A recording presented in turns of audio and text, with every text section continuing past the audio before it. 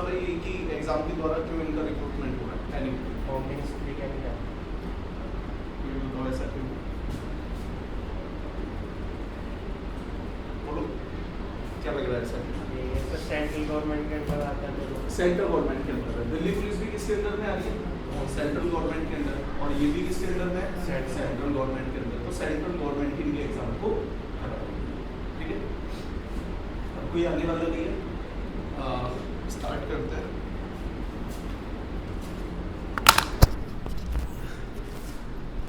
इसमें अगर आप देखेंगे इसका पहला पार्ट मैंने डिस्कशन कर लिया है, यूट्यूब पर अपलोड कर दूंगा। आज करने वाला था लेकिन ये सारे जो क्वेश्चन है ना, पहला तो ये PYQs है, आपके मतलब आर्टिफिशियली किसी टीचर के द्वारा बनाए हुए नहीं है, पास्ट ईयर में आए हुए हैं। आपकी एग्जाम में कैसे हेल्प करेंगे? पहला तो आपको ये पता चलेगा कि जो भी आप पढ़ते हैं, आप हिस्ट्री पढ़ते हैं, आप पॉलिटी पढ़ते हैं, उसमें किस तरीके का क्वेश्चन आपसे पूछा जा सकता है, ठीक है। एक आप तो ये समझ में आएगा। दूसरा, क्योंकि ये PYQs आए हुए हैं और इन सब्जेक्टिव में अगर स्टैटिक से आपका क्वेश्चन आ रहा है तो बहुत ज़्यादा नया इन्वेंट करने का स्कोप नहीं होता है, समझ में आया ना। पॉलिटी से आप मानिए 1000-1500 MCQs बनेंगे, तो अगर किसी भी एग्जामिनर को और फर्दर नए MCQ बनाने हैं तो या तो उसको लेवल ऊपर ले जाना पड़ेगा या कुछ बहुत बारीक डिटेल में जाना पड़ेगा, और उसके पास कोई दूसरा ऑप्शन नहीं है, ठीक है। तो 1000-1500 MCQs अगर कोई बंदा पॉलिटी से कर ले तो ये बहुत कम पॉसिबिलिटी रह जाती है कि वो कुछ नया कर पाएगा। ऐसा हो सकता है कि फिर वो हमारे देश के कॉन्स्टिट्यूशन को छोड़ के अमेरिका के कॉन्स्टिट्यूशन से सवाल लगा ले, लेकिन इंडियन कॉन्स्टिट्यूशन में फिर फर्दर स्कोप नहीं बचता है, ठीक है। और यहाँ पे लगभग हर पहले सेट में, सेट नंबर 2 है ये GK, एंड ये 50 डाला हुआ है मैंने। अच्छा, 50 प्रैक्टिस टेस्ट की वीडियो में डालूंगा, अभी पहला हो गया है, ये दूसरा है। हर सेट में लगभग 20 से 25 क्वेश्चन होंगे, ओके। तो जब भी मैं 20 से 25 क्वेश्चन बोल रहा हूँ, ये ना समझे कि सिर्फ हमें 20 से 25 पॉइंट या 20 से 25 कॉन्सेप्ट ही मिल रहे हैं, लगभग मान के चलिए 4 से 5 गुना।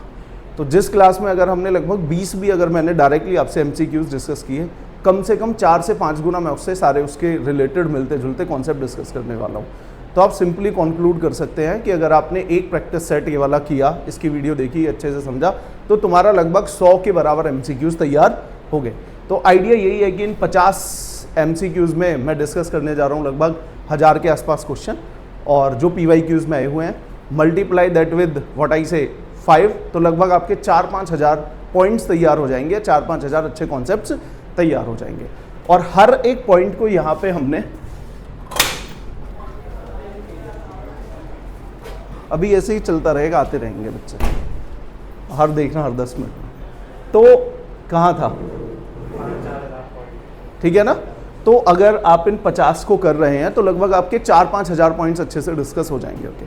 अब यहाँ पे कुछ जो बच्चे बैठे हैं वो ऐसे हैं कि जिन्होंने PYQs व्हाट आई से कि पुराने किए हुए हैं, पुराने बहुत टाइम से पढ़ रहे हैं, ठीक है। तो उनको तो शायद बहुत सारी चीज़ें पढ़ी हुई लगे, लेकिन अगर कोई नया बच्चा देख रहा है ना, आप इन दोनों वीडियोस को देखेगा, तुम्हें लगेगा कि इन 2-3-4 घंटे के बाद अच्छा खासा तुम्हारा वैल्यू एडिशन हो रहा है, ठीक है। अच्छे से कॉन्सेप्ट को समझेंगे, डेफिनेटली इन कॉम्पिटिटिव एग्जाम में रटना तो आपको पड़ता ही है, रटने से बचने का कोई स्कोप नहीं है, लेकिन जब आप चीज़ों को समझ लेते हो तो रटने की इतनी ज़्यादा ज़रूरत नहीं पड़ती है, लेकिन फिर भी थोड़ा मेमोराइजेशन तो करना पड़ेगा, ठीक है। ये सभी एग्जाम्स के लिए हैं, दिल्ली पुलिस भी हो गया, आपका यूपी पुलिस हो गया, SSC CP हो गया, SSC CGL भी हो गया। हालांकि SSC में आजकल करंट अफेयर्स के क्वेश्चन बहुत आते हैं, और वो उस तरीके का रैंडम करंट अफेयर्स आता है कि उसको कोई प्रिपेयर भी बहुत ज़्यादा नहीं कर सकता, रैंडमली कुछ भी उठा के पूछ लेते हैं। लेकिन क्योंकि यहाँ पे हम स्टैटिक के क्वेश्चन डिस्कस कर रहे हैं तो SSC के आप आधे मानिए, उसके बाद SSC GD में तो अच्छे खासे क्वेश्चन आते हैं, NTPC रेलवे। कहने की बात यह है कि नॉन बैंकिंग जितने भी वनडे एग्जाम हैं, ठीक है, नॉन बैंकिंग जितने भी वनडे एग्जाम हैं उन सभी में आपको इसकी यूटिलिटी मिलेगी, और इनमें ही नहीं बाकी और भी हैं। Even I will tell you कि 1-2 क्वेश्चन तो शायद UPSC में भी आ जाए, ठीक है ना, 1-2। अब UPSC थोड़ा आसान पूछ सकता है और ये थोड़ा डिफिकल्ट पूछ सकते हैं, तो इस तरीके के क्वेश्चन हो सकते हैं। या कोई भी बच्चा किसी भी कॉम्पिटिटिव एग्जाम के लिए तैयारी कर रहा है जो नॉन बैंकिंग है, बैंकिंग क्योंकि यहाँ टर्मिनोलॉजी बहुत ज़्यादा यूज हुई है, बट फिर भी मैं आपको बताऊंगा। लाइक इसमें आज जो हम पहला और दूसरा क्वेश्चन डिस्कस करने वाले हैं, दिल्ली पुलिस में वो आया हुआ है, एंड यू विल सरप्राइज कि वो कितना डिटेल क्वेश्चन था। आई विल टेल यू कि मोस्ट सारे बैंकिंग एग्जाम में भी इतना डिटेल में नहीं पूछा गया है, इतना वो अच्छा क्वेश्चन था, ठीक है। तो इन सारे क्वेश्चन को हम करेंगे। तो ये प्रैक्टिस सेट 2 है, लिंक वगैरह मैं आपको भेज दूंगा कहाँ पे है, ऑल्दो अभी पहले ही अपलोड नहीं किए। धीरे धीरे करके बन रहा है, तो अगले 10-15 दिन में 5-10 हो जाएंगे। सो पहले में 20 तक हम क्वेश्चन डिस्कस कर चुके हैं, अब हम स्टार्ट कर रहे हैं 21 से, ठीक है। ओके, मैं इतना ही धीरे बोलूँगा, रिकॉर्ड तो इतने पे अच्छा से हो रहा है, लास्ट में आपको अच्छे से सुनना ही दे पा रहे हो, सुन पा रहा है, ठीक है, ज़्यादा तेज मैं नहीं बोलूँगा। ओके, पहला क्वेश्चन है यहाँ पे, who was the 24th governor of the reserve bank of India. बड़ा सिंपल सा क्वेश्चन है। अब ये वाला क्वेश्चन तुम्हारा आया था 2017 में, क्वेश्चन आया था, ठीक है, यानी कि उस 2017 में ये करंट अफेयर के पॉइंट ऑफ व्यू से भी है। उस दौरान कुछ हुआ होगा, आरबीआई गवर्नर को लेकर अपॉइंटमेंट हुआ होगा, या कहीं ना कहीं ये पोस्ट कम से कम न्यूज़ में चल रही होगी, ठीक है। तो यहाँ पे देखते हैं, अभी जो हमारे प्रेजेंट गवर्नर है शक्तिकांत दास है, ठीक है, और नॉर्मली आरबीआई गवर्नर का जो टेन्योर होता है वो 3 साल का होता है, लेकिन कोविड के कारण इनका टेन्योर थोड़ा सा बढ़ा दिया गया था। और इससे जो पहले आपके गवर्नर थे वो थे आपके उर्जित पटेल। बताऊंगा, इन्होंने अपना टेन्योर पूरा किए बिना ही आजा बेटा, बेटा टाइम से आ जाएगा थोड़ा है, अगली बार से ये जो एक्स्ट्रा वाली क्लासेस में नो एंट्री है टाइम के बाद। ओके, सो पहले आपके गवर्नर कौन थे? अभी जो प्रेजेंट गवर्नर शक्तिकांत दास, इससे पहले जो गवर्नर थे आपके उर्जित पटेल थे, और इनका सरकार के साथ बड़ा कॉन्ट्रोडिक्शन था एक मुद्दे को लेके, इवन उस मुद्दे पे भी क्वेश्चन आ गया, अभी जस्ट हम डिस्कस करेंगे। ओके, तो यहाँ पे मैंने थोड़ा सा आपको इंट्रोड्यूस किया है कि आरबीआई कैसे बना, क्या पूरा सिस्टम रहा, इसके बारे में थोड़ी सी आपको हिस्ट्री बताई है। तो अब factual information you should know, current governor of RBI. Okay, now this is the image from, शायद अगर आप देख पा रहे हो, ये अमेरिकन बैंक की है, American bank, American union bank. Okay, ये बाहर आप भीड़ देख रहे हो, क्लियर देख पा रहे हो? थोड़ा ब्राइटनेस बढ़ाओ, देख पा रहे हो क्लियर?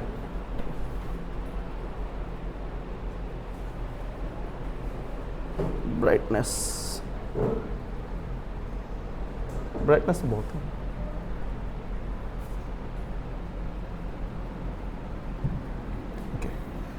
तो देखिए था क्या, 1930 में अमेरिका में ग्रेट डिप्रेशन आता है 1930 में, और ग्रेट डिप्रेशन के बाद आप मानिए अमेरिका में तो मंदी आती है, उसका असर इंडिया में होता है, इंडिया का बैंकिंग सिस्टम फेल हो जाता है। और उस दौरान आज अगर आप देखते हो हमारा बैंकिंग सिस्टम है, और इस बैंकिंग सिस्टम के ऊपर एक सेंट्रलाइज बैंक है जो इन सारे बैंकों को रेगुलेट करता है। उस बैंक का नाम क्या है? आरबीआई। आप कितना लोन दे रहे हो, कितना आपके पास पैसा आ रहा है, कितना आप घाटे में जा रहे हो, इन सारी चीज़ों को आरबीआई रेगुलेट करता है। और अगर आरबीआई को लग रहा है कि कोई बैंक शायद कोलैप्स ना हो जाए, क्योंकि आप देखिए हजारों लोग, करोड़ों लोग अपना पैसा जमा कराते हैं इन बैंकों में, उनका ट्रस्ट क्या होता है कि हमारा पैसा सेफ रहेगा, कि इन बैंकों को कौन रेगुलेट कर रहा है? आरबीआई रेगुलेट कर रहा है। तो आपने देखा होगा अगर कोई भी बैंक लग रहा है आरबीआई को कि ये दिवालिया ना हो जाए या ये फेल ना हो जाए, आरबीआई उसको अपने कंट्रोल में ले लेता है। तो यहाँ पे मैं आपको ये बताने की कोशिश कर रहा हूँ, हमारे सारे बैंकों के ऊपर एक रेगुलेटरी बॉडी है, वो कौन है? आरबीआई। बट 1930 में हमारे देश में कोई आरबीआई नहीं था। और क्या आप में से कोई बच्चा गैस कर पाएगा उस समय हमारे देश में कितने बैंक रहे होंगे? कितने बैंक हो गए उस समय?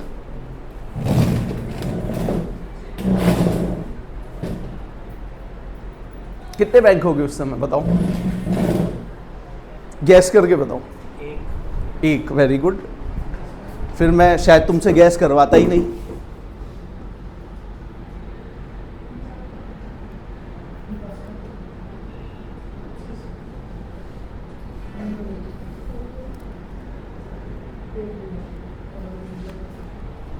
कितने बैंक होते होंगे उस समय? कोई बताएगा? 25? उस समय हमारे देश में, मैं ब्रांच की बात नहीं कर रहा, 1000 से ज्यादा बैंक थे। 1000 से ज्यादा। आज कितने बैंक होंगे? कुल मिला के 70-80। क्योंकि उस दौरान बैंक खोलना ऐसा था जैसे कंपनी खोलना। जैसे आप कंपनी खोल रहे हो ना, बैंक खोल के बैठ जाओ, मेरे बैंक में पैसे जमा कराओ, मैं तुम्हें लोन पे पैसा दे दूंगा। तो क्या बैंक अच्छे से अपने रिजर्व अच्छे से मेंटेन कर रहे होंगे? नहीं कर रहे होंगे। कोई रेगुलेटरी बॉडी नहीं थी आरबीआई जैसी। तो जब 1923 में ग्रेट डिप्रेशन आया, और देखिए किसी भी देश में, बाकी देश जब बिजनेस करता है तभी एक बैंक पैसा कमाता है, ठीक है ना। बाकी देश की कंपनियां स्टील बनाती हैं, कारें बनाती हैं, दूध बनाती हैं, कुछ और बना के बेचेंगी, लेकिन बैंक क्या करता है, इन्हीं लोगों को ब्याज पे पैसा देता है, सैलरीड लोगों को कार के लिए लोन पे पैसा देता है। तो जब हमारे देश की कंपनियां पैसे कमाती हैं, इंडिविजुअल पैसे कमाता है, तो बैंक पैसे कमाता है। तो जब भी किसी देश में मंदी आती है, सबसे पहले उस देश का बैंकिंग सिस्टम कोलैप्स होता है। तो 1930 में अमेरिका में ग्रेट डिप्रेशन आया, उसका सीधा असर हमारे देश पे पड़ा और हमारे देश के ज़्यादातर बैंक फेल हो गए। तो जब बहुत सारे बैंक फेल हुए तो लगा, अब उस टाइम पे आज़ाद तो नहीं थे, तो उस टाइम पे लगा, इवन हमारी लीडरशिप से भी पूछा गया, तो उस टाइम पे कमेटी बैठाई और उस कमेटी की रिकमेंडेशन के द्वारा, ये एक फैक्ट लिख लीजिए, मैं इसमें नहीं लिख पाया हूँ, आरबीआई को इन्होंने स्टैब्लिश किया 1935 में। RBI was establish in 1935 by RBI act 1934, by RBI act 1934। By RBI act 1934। समझ में आया आपको? 1930 में ग्रेट डिप्रेशन आया, हमने कमेटी बैठाई, उस कमेटी ने बोला कि भैया एक सेंट्रलाइज बैंक बनाओ, और हमने फिर 1934 में एक एक्ट पास किया, आरबीआई एक्ट, और उस एक्ट के बाद हमने क्या एस्टेब्लिश किया, आरबीआई। तो 1935 में हमने आरबीआई एस्टेब्लिश किया। तो आपको ग्रेट ये डिप्रेशन समझ में आया और उसके बाद आपको समझ में आया आरबीआई। ठीक है, नेक्स्ट अब सुनिएगा, जब तक हमारा देश आज़ादी से पहले जो आरबीआई था, ये काइंड ऑफ इसमें प्राइवेट कंपनियों के भी शेयर थे, लेकिन आज़ादी के बाद हमने आरबीआई का नेशनलाइजेशन किया। अब आप इन दो शब्दों को याद रखिएगा, नेशनलाइजेशन जिसको हिंदी में बोलते हैं राष्ट्रीयकरण। नेशनलाइजेशन में क्या होता है, प्राइवेट प्रॉपर्टी को सरकारी बना देते हैं। तो यहाँ पे 1949 में जब हमारा देश आज़ाद हुआ, उसके बाद हमने आरबीआई को पूरी तरीके से सरकारी बना दिया, पूरी तरीके से नेशनलाइज कर दिया, ये सरकार के अंडर में आ गया। अब यहाँ पे देखिएगा, उसी साल एक और क्वेश्चन आया और ये बड़ी कंट्रोवर्सी थी इससे, आरबीआई से ही। तो अब ये इस क्वेश्चन का आंसर कर पाएंगे, सिंपल सा था। Who was the 24th governor of RBI? Urjit Patel. ठीक है, ये 24 थे, अब जो है 25 है, और इन्होंने पूरा टर्म पूरा करने से पहले रेजिग्नेशन दे दिया था। इन्होंने पर्सनल रीजन कोट किए थे, लेकिन इनकी सरकार के साथ एक वो चल रही थी, कुछ कॉन्ट्राडिक्शन चल रहा था पॉलिसीज को लेके। बेटा ये वाली पीडीएफ तुम्हें मिल जाएगी, ठीक है, जैसे वो वाली भेज दी थी ना, ये वाली आपको मिल जाएगी। ठीक है, तो ध्यान से अच्छे से सुनो, जो मैं आपको एडिशनल नोट करने के लिए कह रहा हूँ वो नोट कीजिए, बाकी यहाँ पे मेंशन। ओके, अब आप सुनिए, ये सेक्शन न्यूज में था, बड़ा इंटरेस्टिंग था। Which section of the RBI act empower the central bank to supersede the RBI board? Okay, सुनिएगा, आरबीआई का कौन सा एक्ट का कौन सा अधिनियम था? सिंपल मैं तुम्हें समझाता हूँ। आरबीआई एक एक्ट से बना था, अभी हम पढ़ चुके हैं। कौन से एक्ट से बना था? आरबीआई एक्ट 1934, एक कानून पास हुआ। इस कानून का एक अधिनियम सेक्शन 7 ये बोलता है कि आरबीआई सरकार को डायरेक्शन दे सकती है, डायरेक्टिव दे सकती है कि आपको ये करना होगा। ठीक है, ये न्यूज़ में था, पहले इसका पूरा मुद्दा सुनिए तब आपको समझ में आएगा। ओके, ये देखिए पूरा एक डॉक्यूमेंट्री थी राज्यसभा टीवी पे, सेक्शन 7 ऑफ आरबीआई एक्ट, तो पूरा इस पे आधे घंटे की डिबेट थी। इवन यू विल फाइंड ये मेजर न्यूज़पेपर्स की ये थी, हेडलाइन थी, rift between government and the RBI widens, और रिफ्ट बड़ी होती जा रही है। अब यहाँ पे देखिएगा, ये एक प्रोविजन है, ये इंटरेस्टिंग है। यहाँ पे लिखा हुआ है कि आरबीआई के पास जो सरप्लस पैसा है, कितना कितना पैसा आरबीआई ने सरकार को ट्रांसफर किया। अब यहाँ पे तुम देखोगे 2013-14 में मान लो 40,000 करोड़, फिर 80,000 करोड़, फिर डिमोनेटाइजेशन वाले में कम हो गया। लेकिन तुम देखोगे 2017-18 में लगभग 1,80,000 करोड़ रुपए आरबीआई ने किसको ट्रांसफर किया? सरकार को ट्रांसफर किया। अब ये थोड़ा सा कम हो रहा है, जो भी है। अब इस मुद्दे को सुनिए, आरबीआई नॉर्मली एक प्रॉफिट मेकिंग ऑर्गेनाइजेशन नहीं है, लेकिन आरबीआई क्या करता है, बैंकों को एक ब्याज पे पैसा देता है और उनकी डिपॉजिट लेता है, इस दौरान भी ये पैसे अर्न करता है, विदेशी करेंसी को खरीदता और बेचता है। तो आरबीआई अपने नॉर्मल जो जिम्मेदारियां हैं उनको निभाते हुए कुछ पैसे कमा लेता है, अच्छा खासा पैसा कमाता है। अब उस पैसे का कुछ भाग वो अपने पास रखता है, कुछ भाग को वो किसको ट्रांसफर कर सकता है? आरबीआई को, आरबीआई सेंट्रल गवर्नमेंट को ट्रांसफर कर सकता है। अब ये मुद्दा क्या उठा, सरकार की तरफ से ये डिमांड आने लगी कि आप हमें ज़्यादा पैसे ट्रांसफर कीजिए। अब यहाँ पे कुछ लोग ये बोल रहे थे कि आरबीआई एक इंडिपेंडेंट बॉडी है, सरकार उसको डिक्टेट नहीं कर सकती कि कितने पैसे ट्रांसफर करने हैं। आरबीआई को जो सही लगेगा आरबीआई वो करेगा, गवर्नमेंट कैन नॉट डिक्टेट दी। ये मतलब आज मुझे लग रहा है गेट खोलने वाली जॉब पकड़ लूँ मैं। चलो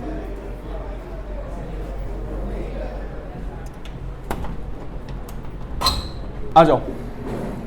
तो ये क्या था, क्या डिस्कस किया हमने, दोबारा से बताओ। हाँ, तो मुद्दा ये चल रहा था कि सरकार आरबीआई से बोल रही थी कि आप कुछ पैसे भेजिए, ट्रांसफर कीजिए, और ये बोला गया, अब आरबीआई की तरफ से कोई ऑफिशियल स्टेटमेंट नहीं है, लेकिन ये बोला गया कि भाई आरबीआई एक आजाद बॉडी है और आरबीआई को जितना लगेगा उतने पैसे ट्रांसफर करेगी। आरबीआई के पास 3-4 लाख करोड़ थे, 5 लाख करोड़ थे।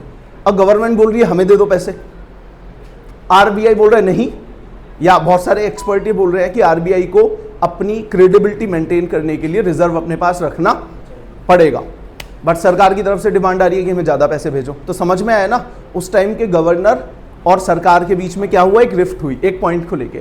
अब यहाँ पे बहुत सारे लोगों ने, इवन बहुत सारे जो एक्सपर्ट थे, उन्होंने ये बोला कि भैया आरबीआई आजाद नहीं है, आरबीआई एक बाकी प्राइवेट ऑर्गेनाइजेशन की तरह एक प्राइवेट ऑर्गेनाइजेशन है और ये सरकार का पार्ट है, इसको सरकार के अंडर में रहना पड़ेगा। तो कुछ लोगों ने तब एक सेक्शन 7 को याद दिलाया कि आरबीआई जिस कानून से बना है, आरबीआई एक्ट 1934, उसका सेक्शन 7 ये बोलता है कि सरकार आरबीआई को डायरेक्शन दे सकती है आपको क्या करना है और क्या नहीं करना है। अब तक किसी भी सरकार ने इसको यूज नहीं किया था, समझ में आया ना। आरबीआई से बोल देते थे, आरबीआई ट्रांसफर कर देता था, या नहीं बोलते थे, जो भी था, किसी ने इसको यूज नहीं किया। तो उस टाइम पे ये सरकार इसको यूज करने जा रही थी, इसलिए न्यूज में था। ठीक है, तो अब आपको समझ में आया, आरबीआई भी बाकी सरकारी कंपनियों की तरह एक सरकारी कंपनी ऑर्गेनाइजेशन है, सरकार के अंडर में आती है, और इसके पास जो पैसा आता है ये इसका क्या करती है, सरकार के पास भेजती है। ये उसका एक ग्राफ है। तो यही था आरबीआई के और सरकार के बीच में रिफ्ट थी, ये 2017-18 की बात है। और सेक्शन 7 ऑफ आरबीआई एक्ट ये बोलता है कि सरकार आरबीआई को कोई भी डायरेक्शन दे सकती है। तो यही तुम्हारा दिल्ली पुलिस 2017 में क्वेश्चन आया था कि आरबीआई अधिनियम की कौन सी धारा केंद्र सरकार को आरबीआई बोर्ड को भंग करने और बैंक के गवर्नर को परामर्श करने के बाद आरबीआई को सार्वजनिक हित में आवश्यक निर्देशक जारी करने का अधिकार देती है। तो ये कौन सा सेक्शन था, सेक्शन 7। समझ में आया पूरा मुद्दा। अब आरबीआई पैसे कमाता है, वो पैसे किसको भेजता है, सरकार को भेजता है। ठीक है, अब से पहले जितनी भी सरकारें थी वो अनऑफिशियली बोल देते थे और पैसे पहुंच जाते थे। दोनों ही समझ में आए, आरबीआई इज क्लियर। ठीक है, नाउ नेक्स्ट है, who among the following is the communication channel between the council of minister and the president. तो हमारा ये जो मंत्रिमंडल है और जो प्रेसिडेंट है, इनके बीच में जो प्राइमरी कम्युनिकेशन का चैनल है वो कौन है, प्रधानमंत्री। अब देखिए, कई बार ऐसा होता है जब आप एक कॉन्सेप्ट को समझते हैं तो रटने की जरूरत नहीं पड़ती। अब इस आप कॉन्सेप्ट का इमरजेंस देखिएगा, ये कॉन्सेप्ट कैसे इमर्ज हुआ, और तुम्हें लगेगा कि मतलब बहुत अमेजिंग इंफॉर्मेशन है ये।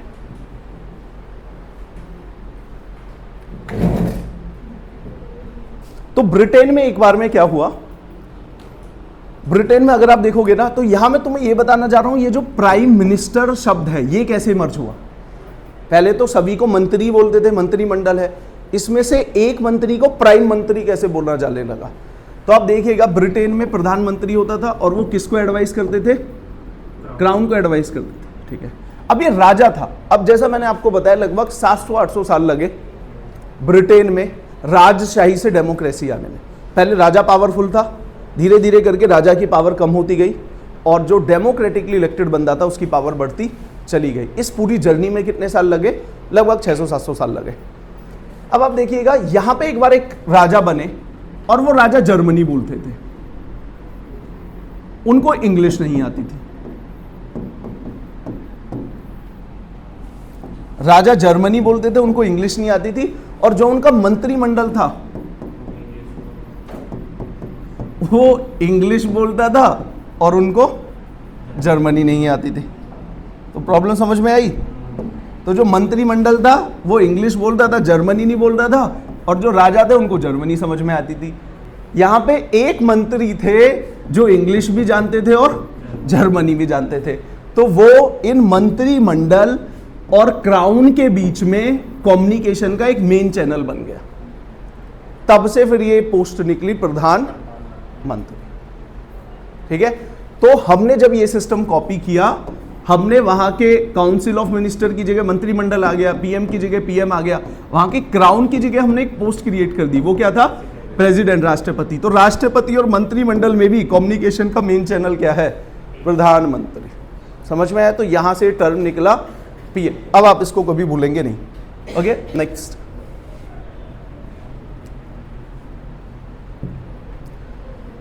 So who among the following is the primary channel of communication between the PM and the CM? Again Delhi police 2020।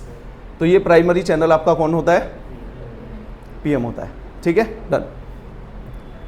Next question है, who among the following can appoint the CAG? अब ये CAG क्या है, इसको पहले ध्यान से थोड़ा देखिएगा। सीएजी एक बॉडी है और ये एक बहुत फेमस सीएजी थे, कैग थे, इनका नाम था विनोद राय। कैग का काम क्या होता है? ये सरकार के खातों को ऑडिट करती है, केंद्र सरकार के खातों को चेक करती है, राज्य सरकार के खातों को चेक करती है। ठीक है, चौथा टाइप है मेरा।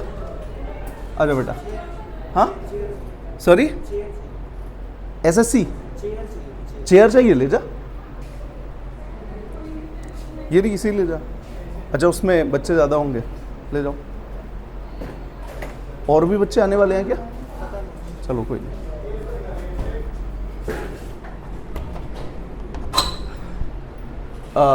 तो अब ये कैग क्या करता है? ये सरकार के खातों को ऑडिट करता है।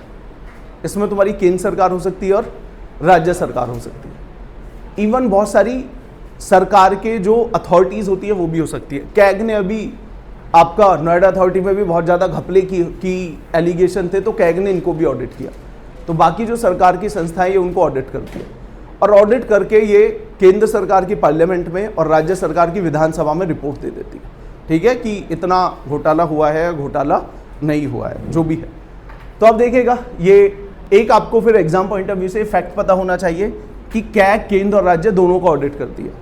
अगर आप बाकी सारी चीज़ों में देखोगे ना, तो एक हमारे देश में अथॉरिटी सेंटर के लिए बनी है, दूसरी स्टेट के लिए बनी है। जैसे यूपीएससी सेंटर के लिए बनी है, स्टेट के लिए क्या बनी है? State public service commission. Election commission of India देश के लिए बना हुआ है, राज्य के लिए बना हुआ है स्टेट इलेक्शन कमीशन। लेकिन ये अथॉरिटी दोनों का काम करती है, सेंटर का भी करेगी और स्टेट का भी करेगी। अब ये बंदे हैं विनोद राय, ये कैग थे, देश के बहुत फेमस ये कैग थे। और इस दौरान जब ये रहे, आप देखिएगा कि ये बंदा कितना स्ट्रांग था। जिस पार्टी ने इन्हें अपॉइंट किया, इसने बहुत सारे उसी पार्टी के घोटालों को इन्होंने एक्सपोज किया और लगभग कांग्रेस की इमेज को बिगाड़ने में इनका एक बहुत महत्वपूर्ण रोल है। और आप देखिए, इनके घोटालों के बाद समझ में आ रहा है इस बंदे ने कितना अब इस देश की हिस्ट्री को अफेक्ट किया है। बहुत सारे घोटाले थे, स्कैम्स की रिपोर्ट ये लेके आए। For example 2G scam, coal block scam था, कोल घोटाला, कैसे जो कोल के ब्लॉक थे वो कंपनियों को बांटे गए, उसमें भी घोटाला था। और इन घोटालों के बाद हमारे देश में अन्ना हजारे का मूवमेंट हुआ और अन्ना हजारे के मूवमेंट के बाद उसमें से एक पार्टी निकली, आम आदमी पार्टी। तो जस्ट इमेजिन हमारे देश का कितना बड़ा एक पॉलिटिकल जो एक मूवमेंट था वो यहाँ से आया। इवन जो राइज ऑफ मोदी है, आप देखिएगा, एक साफ सरकार, बिना करप्शन की सरकार, साफ नियत सही विकास, ऐसे बहुत सारे स्लोगन थे कि हम कैसी सरकार देंगे, करप्शन मुक्त आपको सरकार देंगे, क्योंकि एक करप्शन का इस टाइम पे एक हिस्ट्री थी। दूसरा आपको ये याद रखना है, ये एक संवैधानिक बॉडी है। जितनी भी आप बॉडीज़ के बारे में पढ़ें, चाहे वो यूपीएससी हो, एसबीआई हो, एसबीआई, सीबीआई हो या ईडी हो, आपको ये याद रखना है कुछ बॉडियाँ संवैधानिक बॉडी है, उनके बारे में संविधान में लिखा हुआ है। और कुछ बॉडी लॉ से क्रिएट की हुई है, उनको स्टैट्यूटरी बॉडी बोलते हैं। तो ये जो संस्था है, ये कैसी संस्था है? संवैधानिक संस्था। अच्छा, इनके बारे में आर्टिकल 148 में लिखा हुआ है। तो कई बार आर्टिकल से क्वेश्चन आते हैं एंड ये एक इंपॉर्टेंट बॉडी है, इसका आपको आर्टिकल पता होना चाहिए। अब यहाँ पे सुनिएगा, B.R. अम्बेडकर ने इनके बारे में एक बड़ा ही इंपॉर्टेंट स्टेटमेंट बोली हुई थी, this is the most important officer in the constitution of India. तो हमारे कॉन्स्टिट्यूशन ऑफ इंडिया में जितने भी ऑफिसर है, जितनी भी पोस्ट है, सबसे ज़्यादा इंपॉर्टेंट कोई पोस्ट है तो वो क्या है? आपका कैग की पोस्ट है। ठीक है, तो कैग को आपको याद रखना है। CAG controller and auditor general of India appoint कौन करता है? प्रेसिडेंट अपॉइंट करता है। केंद्र और राज्य दोनों के खातों को ये ऑडिट करता है। केंद्र की रिपोर्ट को ये देगा पार्लियामेंट में, देश के संसद में, और राज्य की रिपोर्ट को ये देगा राज्य की विधानसभा में। तो आप याद रखिए, इसकी जो रिपोर्ट है ना, वो सरकार को नहीं मिलती है। जब भी किसी बॉडी की रिपोर्ट सरकार को मिलती है तो होता क्या है? सरकार की मर्जी पे फिर ये डिपेंड करता है कि उस रिपोर्ट को शेयर करना है नहीं करना। लेकिन यहाँ पे रिपोर्ट किसको मिल गई? पार्लियामेंट को। अब पार्लियामेंट को रिपोर्ट मिली, इसका मतलब सारे एमपीज को मिल गई, जिसमें रूलिंग भी होंगे और अपोजिशन भी होंगे। तो ये आपकी रिपोर्ट पूरा पब्लिक डोमेन में आ जाती है। ठीक है, नेक्स्ट है, अब आप देखिएगा ये एक दूसरा कॉन्सेप्ट है, अगेन ये भी डीपी 2020 में आया था। Which of the following schedule of the constitution of India, किस में 3 लिस्टें हैं, यूनियन लिस्ट, स्टेट लिस्ट और कॉन्करेंट लिस्ट। इनको एक बार पहले देखिएगा। हमारे संविधान में एक कॉन्सेप्ट है पावर का बंटवारा। ओके, ये पावर का बंटवारा क्या है, कुछ काम सेंटर करेगी और कुछ काम स्टेट करेगी। ऐसा नहीं है कि केंद्र और राज्य सरकार आपस में लड़ रहे हैं, ठीक है ना, कि राज्य बोल रहा है रफाल मैं खरीदूंगा, केंद्र बोल रही है रफाल मैं खरीदूंगा, ऐसा नहीं है। There is a clear cut division distribution of power, क्या काम सेंटर करेगी, क्या काम स्टेट करेगी। हालांकि बहुत सारे ऐसे इलाके हैं जहां पे ओवरलैप है, थोड़ा कहीं पे कंफ्यूजन हो सकता है। अगर कहीं पे कंफ्यूजन होता है तो उसके लिए आप सीधा कहां पे जाएंगे, सुप्रीम कोर्ट में जाएंगे। जैसे दिल्ली, यूटी और केंद्र सरकार के बीच में एक विवाद चल रहा था कि जो आईएएस अधिकारी हैं उनकी पोस्टिंग और ट्रांसफर किसके पास आएगा। दिल्ली सरकार बोल रही है जब तक अधिकारियों की मैं पोस्टिंग और ट्रांसफर ही नहीं करूंगा तो मैं कैसे अधिकारियों से काम कराऊंगा, क्योंकि वो पावर सेंटर के पास थी। तो अगर कहीं पर डिस्प्यूट है आप किसके पास जाएंगे, सुप्रीम कोर्ट के पास। बट ज्यादातर 99% there is a very clear provision, क्या काम सेंटर करेगी और क्या काम स्टेट करेगी। तो हमारे देश में देखिएगा एक सेंटर लिस्ट है, इसमें वो सारे काम है जो सेंटर करेगी। आपके देश का डिफेंस हो गया, वीजा हो गया, फॉरेन रिलेशन हो गया। अब आप देखिए कि कनाडा के पीएम ने एक स्टेटमेंट दिया, तो उस पर आप देखोगे हमारे राज्य सरकार रिटेलिएट नहीं कर रही है, उस पर जो ऑफिशियल अथॉरिटी है वो केंद्र सरकार है, केंद्र सरकार बोल रही है, और आगे कोई भी एक्शन लिया जाएगा वो केंद्र सरकार लेगी। अभी आप देखोगे जैसे ही उन्होंने हमारे डिप्लोमेट्स को एक्सपेल किया, सेम ही हमने जो कनाडा के टॉप मोस्ट डिप्लोमेट थे उनको 5 दिन दिए हैं देश को छोड़ने के लिए। तो ये काम भी किसके हाथ में है, सेंट्रल गवर्नमेंट के हाथ में। इसी तरीके से कुछ काम राज्य को मिले हुए हैं, अल्कोहल बेचना चाहते हो या बंद करना चाहते हो, पुलिस की कैसी यूनिफॉर्म हो, कैसे काम करेगा, ये राज्य के हाथ में है। जेलों को कैसे मैनेज करना है, ये सारे राज्य के पावर है, ठीक है। और अब देखिए एक लिस्ट हो गई सेंट्रल लिस्ट और दूसरी हो गई स्टेट लिस्ट। कुछ ऐसे काम है जहां पे केंद्र भी रूल बना सकती है और राज्य भी रूल बना सकता है। उदाहरण के तौर पे आप एक एग्जांपल लीजिए हेल्थ, तो आपको पता चलेगा हमारे देश में एम्स भी है जो केंद्र सरकार बनाती है, लेकिन हमारे देश में कुछ ऐसे हॉस्पिटल्स है जिनको राज्य भी बनाता है। तो you will find in India we have AIIMS, और हमारे देश में क्या है, राज्यों के भी बहुत सारे अस्पताल हैं। तो हेल्थ में सेंटर भी खर्च कर सकती है और स्टेट भी खर्च कर सकती है। दूसरा आता है आपका एजुकेशन। आप देखिए हमारे देश में एक सीबीएसई बोर्ड है, एक एनसीईआरटी की किताबें चलती हैं, तो 12वीं आप एनसीईआरटी की किताबें पढ़ के भी कर सकते हो या आप उस राज्य के बोर्ड से भी पढ़ के कर सकते हो। तो यहाँ पे आप देखिएगा शिक्षा में भी केंद्र भी रूल बना सकती है और स्टेट भी रूल बना सकती है। अब आप देखिएगा कुछ ऐसी यूनिवर्सिटी होती है जिनको एक राज्य रिकॉग्नाइज करता है, लेकिन कुछ ऐसी यूनिवर्सिटी होती है जिनको केंद्र सरकार रिकॉग्नाइज करता है। तो कॉन्करेंट लिस्ट में केंद्र भी रूल बना सकती है और राज्य भी रूल बना सकती है।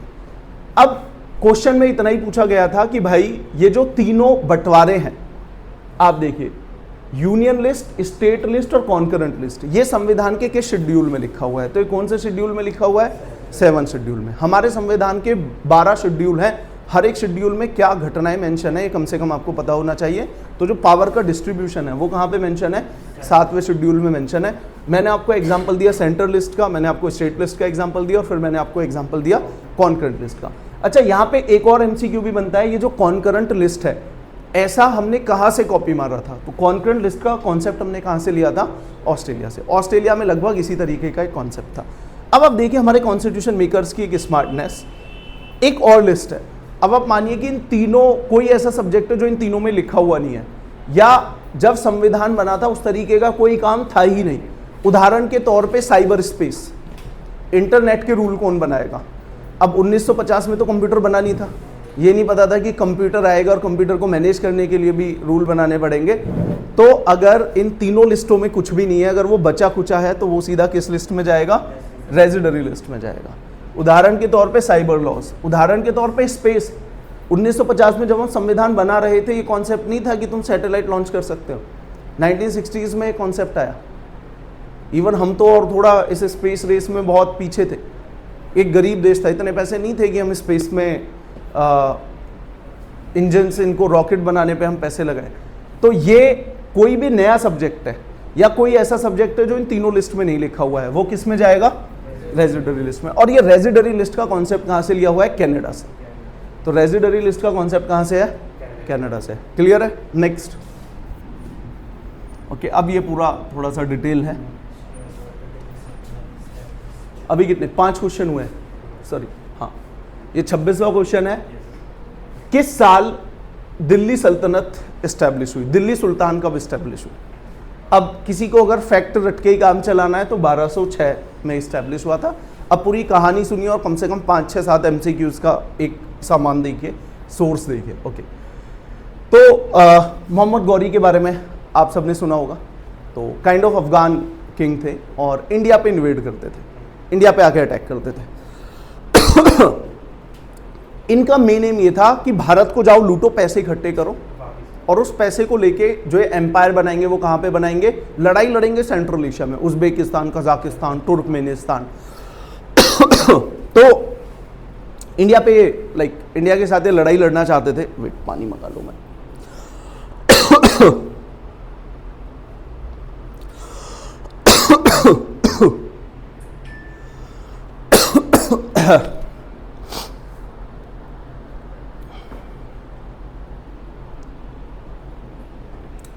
पानी भेज देना नॉर्मल और चाय भिजवा देना ऑफिस बॉय से। है पीछे पर उनमें थोड़ा थोड़ा पानी है, भेज, ठीक है। ओके, समझ में आ रहा है? इंटरेस्टिंग, ठीक है। देखो, अगर बोर भी हो रहे होगे, मैं पुरानी भी क्लास में बोलता हूँ कि एंटरटेन करने की गारंटी नहीं है, ठीक है ना। मतलब मज़ा आ रहा है सर, तो वो मेरी गारंटी नहीं है, ठीक है ना। मुझे लग रहा है कॉम्पिटिटिव एग्जाम की तैयारी करते हुए मज़ा तो नहीं आ रहा होगा कि मज़े आ रहे हैं सर, क्या है ना, ऐसा तो नहीं लग रहा होगा ना। थोड़ा देखो, पेन तो होता है, ठीक है। तो मज़े वाला काम तो नहीं है, कोई घूमने भेजे तो मज़े वाला काम है, ठीक है। सिलेक्शन होने के बाद ट्रेनिंग पे जाओगे, वो भी चलो मज़े वाला काम है। लेकिन एक कमरे में बैठ के 10-12 घंटे पढ़ना और इस एज में बहुत मज़े वाला तो काम नहीं है। अगर मज़े वाला काम होता तो पता है कि तुम ये बोल रहे हो कि ज़िंदगी भर सर पढ़ता ही रहूँगा। आप देखिएगा 50 साल के बाद भी किसी ना किसी एग्ज़ाम की तैयारी कर रहा हूँगा, सारे एग्ज़ाम को निकालूंगा सर, इंडिया के ख़त्म हो जाएंगे तो विदेश जाऊँगा, ठीक है। तब तक पता चला कि मार्स पे भी जाने का प्लान है, वहाँ के भी एग्ज़ाम तोड़ूंगा। तो ऐसा तो किसी का भी वो नहीं होगा। तो अगेन समझ में आना चाहिए, ठीक है। कॉन्सेप्चुअल क्लियरिटी हो, आप ये इमेजिन कर पाएंगे अच्छा बात क्या हो रही है, ठीक है। अगर आपको इतना समझ में आ गया ना तो इन फैक्ट्सों को रटने की जरूरत नहीं पड़ेगी, ईजिली आप उनको कर पाएंगे। ओके, तो आते हैं, देखिए मोहम्मद गौरी। तो इमेज है, अब जैसी भी NCERTs में मेंशन थी, मैंने सच में इस बंदे को नहीं देखा है। जो भी NCERT की इमेज थी वो मैं लेके आया हूँ, मतलब मैंने भी पहली बार ये PPT बनाई तभी देखा, तो NCERT की इमेज में जो भी था। अब इसमें शायद बहुत क्लियर नहीं दिख रहा हूँ, लेकिन आपको एक चीज़ समझ में आ रही है, this is the map of United India, ठीक है, अनडिवाइडेड इंडिया। तो उस टाइम पे पाकिस्तान हमारा ही पार्ट था। आज अगर हम ये बोले पाकिस्तान हमारा पार्ट है तो पॉलिटिकल विवाद हो जाएगा, लेकिन उस दौरान वो भी हमारे ही भाई थे, ठीक है। तो पाकिस्तान का जहाँ पे बॉर्डर खत्म होता है अफगानिस्तान स्टार्ट होता है, और अफगानिस्तान और इंडिया की कनेक्टिविटी प्लेन एरिया नहीं है, बीच में पहाड़ है, और उस पहाड़ में से दो ही मेनली पास हैं। उन पास को क्रॉस करके आप इधर हिंदुस्तान की तरफ आ सकते थे। एक आपका पास है जो नॉर्थ में, इसको बोलते हैं खैबर पास। आज भी जो बहुत सारे लाइक अफगानी टेररिस्ट है वो इधर इसी पास से आते हैं। और दूसरा एक पास था आपका बोलन पास। अब अगर आप खैबर पास से आएंगे तो सीधा आप निकलेंगे पंजाब वाले पार्ट में। अब पंजाब अनफॉर्चुनेटली आज जो पंजाब है वो 40% हमारे पास है, लगभग 50-60% पंजाब है वो डिवाइड होके पाकिस्तान की तरफ चला गया। तो इसीलिए ही बहुत सारे लोग ये बोलते हैं, खालिस्तान मुद्दा बहुत चल रहा है कि भाई जितने भी कनाडा में जो खालिस्तानी सपोर्टर है, एक काम करो पहले पाकिस्तान में जाके खालिस्तान आप बना लीजिए, ठीक है, पहले वहाँ पे बनाइए तब आप बात करिएगा। तो खैबर पास से अगर कोई भी आएगा सीधा उसको किससे लड़ना होगा? पंजाब में उसको लड़ना होगा। और अगर आप बोलन पास से आ रहे हैं तो यहाँ पे एक इलाका पड़ता था, इसको बोलते हैं बलूचिस्तान, आज भी सदर्न पाकिस्तान का पार्ट है। बलूचिस्तान के बाद फिर इलाका पड़ेगा हमारे गुजरात का। तो अगर आप खैबर पास से आएंगे तो सीधा पंजाब से लड़ना पड़ेगा, बोलन पास से आएंगे तो गुजरात से लड़ना पड़ेगा। तो उस दौरान मोहम्मद गौरी ने ट्राई किया कि कई बार खैबर पास से वो आए, लेकिन उसे लगा वहाँ पे लीडरशिप बड़ी स्ट्रांग है तो वो रिस्क नहीं लेना चाह रहा था। तो वो क्या करता है, बोलन पास से इंडिया में आता है और वहाँ पे वो गुजरात के जो राजा उन पर अटैक करता है। और यहाँ पे जो गुजरात के राजा हैं भीमा टू, वो उनको लड़ाई में हरा देते हैं 1178 में। तो 1178 में मोहम्मद गौरी को हरा दिया जाता है भीमा टू के द्वारा, जो गुजरात के किंग थे। ओके, इसके बाद वे सुधरते नहीं है, फिर दोबारा आते हैं, बार बार लड़ाइयाँ ये करते हैं, और लगभग आप मानिए खैबर पास से आते हुए 1190 तक ये अपना डोमिनेंस इस्टेब्लिश कर लेते हैं पंजाब में। तो पंजाब को ये जीत लेते हैं। अब यहाँ पे पंजाब के बाद अगर आप लड़ाई लड़ोगे तो यहाँ पे जितने भी राजपूत थे वो एक फेडरेशन बना के मोहम्मद गौरी से लड़ते हैं, और यहाँ पे जो भारतीय किंग थे वो थे आपके पृथ्वीराज चौहान। तो यहाँ पे पहली बैटल होती है 1191, फर्स्ट बैटल ऑफ टेरिन 1191, और इसमें पृथ्वीराज चौहान आपका मोहम्मद गौरी को हरा देता है। बट आप देखिएगा हिस्ट्री में जितनी भी लड़ाइयाँ हुई, जो इंडियन लीडर थे वो थोड़ा इथिकल थे, हम्बल थे कि ठीक है रात में लड़ाई नहीं करेंगे, धोखे से लड़ाई नहीं करेंगे, पीठ पे वार नहीं करेंगे, इस तरीके से इथिकल थे। और आप एक चीज समझिए, अगर किसी भी वॉर में दोनों पार्टी इक्वल भी हैं, एक बंदा इथिकली लड़ रहा है, दूसरा अनइथिकली लड़ रहा है, तो जो व्यक्ति इथिकली लड़ता है, नॉर्म्स के द्वारा लड़ता है, सिद्धांतों पे लड़ता है, उसको हारने के चांसेस होते हैं, क्योंकि दूसरे व्यक्ति के कोई सिद्धांत है ही नहीं। वो रात को भी अटैक करेगा, पीछे से भी अटैक करेगा, खाने में भी जहर मिला देगा। तो ये था। अब यहाँ पे आप देखिए पृथ्वीराज चौहान ने मोहम्मद गौरी को जिंदा जाने दिया, ठीक है, छोड़ दिया, और अगले साल फिर वो आता है, सेकंड बैटल ऑफ टेरेन होती है, और इसमें वो आपका मोहम्मद गौरी को हरा देता है। ओके, अब where is terrain? Terai, first battle of Terai और टेरेन, ये एक आज भी इलाका है, प्रेजेंट डे तरावाड़ी, और ये लगभग चंडीगढ़ से जब आप दिल्ली की तरफ आएंगे ना, तो चंडीगढ़ से जब आप दिल्ली की तरफ आएंगे तब तरावाड़ी पड़ेगा। इससे आगे फिर पड़ेगा करनाल। करनाल नाम सुना है ना, जीटी करनाल रोड, मूर्थल आप जाते हो जीटी करनाल रोड पे, तो करनाल के पास ही आपको ये तरावाड़ी पड़ेगा। यहाँ पे बैटल हुई थी, जहाँ पे पहली बैटल में पृथ्वीराज चौहान ने मोहम्मद गौरी को हराया और दूसरी बैटल में मोहम्मद गौरी ने पृथ्वीराज चौहान को हराया। तो ये दोनों बैटल आपको याद रखना है, और इन दोनों पासिस के आपको नाम याद रखने हैं। और आपको एक और याद रखना है, भीमा II ऑफ गुजरात, ठीक है, इसने किसको हराया था? पृथ्वीराज चौहान, मोहम्मद गौरी को, ठीक है। अब सेकंड बैटल में हराई देते हैं। अब सेकंड बैटल में हरा देते हैं तो इसके बाद अब सुनिएगा, सेकंड बैटल में जब ये हराते हैं तो ये क्या करता है, टेरिटरी तो इसके कंट्रोल में आ जाती है, ये वापस चला जाता है, क्योंकि जैसा मैंने बोला इन बंदों को भारत का पैसा लूटने में इंटरेस्ट था, पैसा लूटने में इंटरेस्ट था, और यहाँ पे रूल करने में इंटरेस्ट था। मतलब मानिए कि यहाँ पे रह के लोगों की लाइफ को सुधारने में कोई इंटरेस्ट नहीं था, बस यहाँ पे सिस्टम बनाओ, पैसा लूटो, पैसा कहाँ पे खर्च करेंगे? अपने वहाँ पे पैसा खर्च करेंगे। तो यहाँ पे ये जब गया तो इसने क्या करा, कुतुबुद्दीन ऐबक जो इसका एक स्लेव था उसको इसने गवर्नर बना दिया ऑफ लाहौर का, और 1206 में पृथ्वीराज चौहान की डेथ हो गई। तो पृथ्वीराज चौहान की डेथ होगी, उसके बाद ये स्लेव क्या करता है, अपने आप को इंडिपेंडेंट डिक्लेयर कर देता है, अपने आप को आजाद डिक्लेयर कर देता है। थैंक यू भाई, लगा दे, ठीक है, अपने आप को ये आजाद डिक्लेयर कर देता है। और जब ये अपने आप को आजाद डिक्लेयर कर देता है, उसी पॉइंट से हम क्या बोलते हैं, किसकी शुरुआत हो गई? दिल्ली सल्तनत। अच्छा बात सुनिए, बाद में हमने बोला है इसको दिल्ली सल्तनत का पीरियड, उस टाइम पे नहीं था कि आज वो उसने अपने आप को आजाद डिक्लेयर कर दिया और वो आज से बोल रहा है दिस इज दिल्ली सल्तनत, ऐसा नहीं था। अब आप देखिएगा, आज से जब आप 30-40 साल के बाद इस देश की हिस्ट्री को पढ़ेंगे तो तुम बोलोगे 2014 का इलेक्शन स्टार्टिंग ऑफ मोदी इरा, समझ में आया? लेकिन 2014 में ओथ लेते के साथ मोदी जी नहीं बोल रहे हैं कि आज से मोदी इरा में स्टार्ट कर रहा हूं, समझ में आया? लेकिन आज से जब 100 साल के बाद तुम इतिहास पढ़ोगे तो तुम्हें पता चलेगा 2014 में कौन आता है, मोदी जी आते हैं, और इस इरा को हम क्या बोल रहे हैं, मोदी इरा, ठीक है। तो ये बाद में चीजें जज की गई हैं। तो 1206 में डेथ हो जाती है मोहम्मद गौरी की, और उसके बाद से ही आपका दिल्ली सल्तनत स्टार्ट हो जाता है, और जो पहली डायनेस्टी आती है उस डायनेस्टी को हम क्या बोलते हैं, स्लेव डायनेस्टी, स्लेव डायनेस्टी। और इसके पहले किंग थे आपके कुतुबुद्दीन ऐबक। ओके, अब देखिएगा इनके बारे में इस पे क्वेश्चन आया हुआ है, इवन कल ही मैं चेक कर रहा था तो एसएससी में इस पे क्वेश्चन आया था, 2.5 दिन का झोपड़ा, इस पे क्वेश्चन आया था, सुनिए। तो अब ये लोग क्या करते हैं ना, कुतुबुद्दीन ऐबक का आना बाकी पुरानों से अलग था। ये लोग अब यहाँ से जाने के पक्ष में नहीं थे, इनका एम था कि इस देश में रहना है, इस देश पे रूल भी करना है।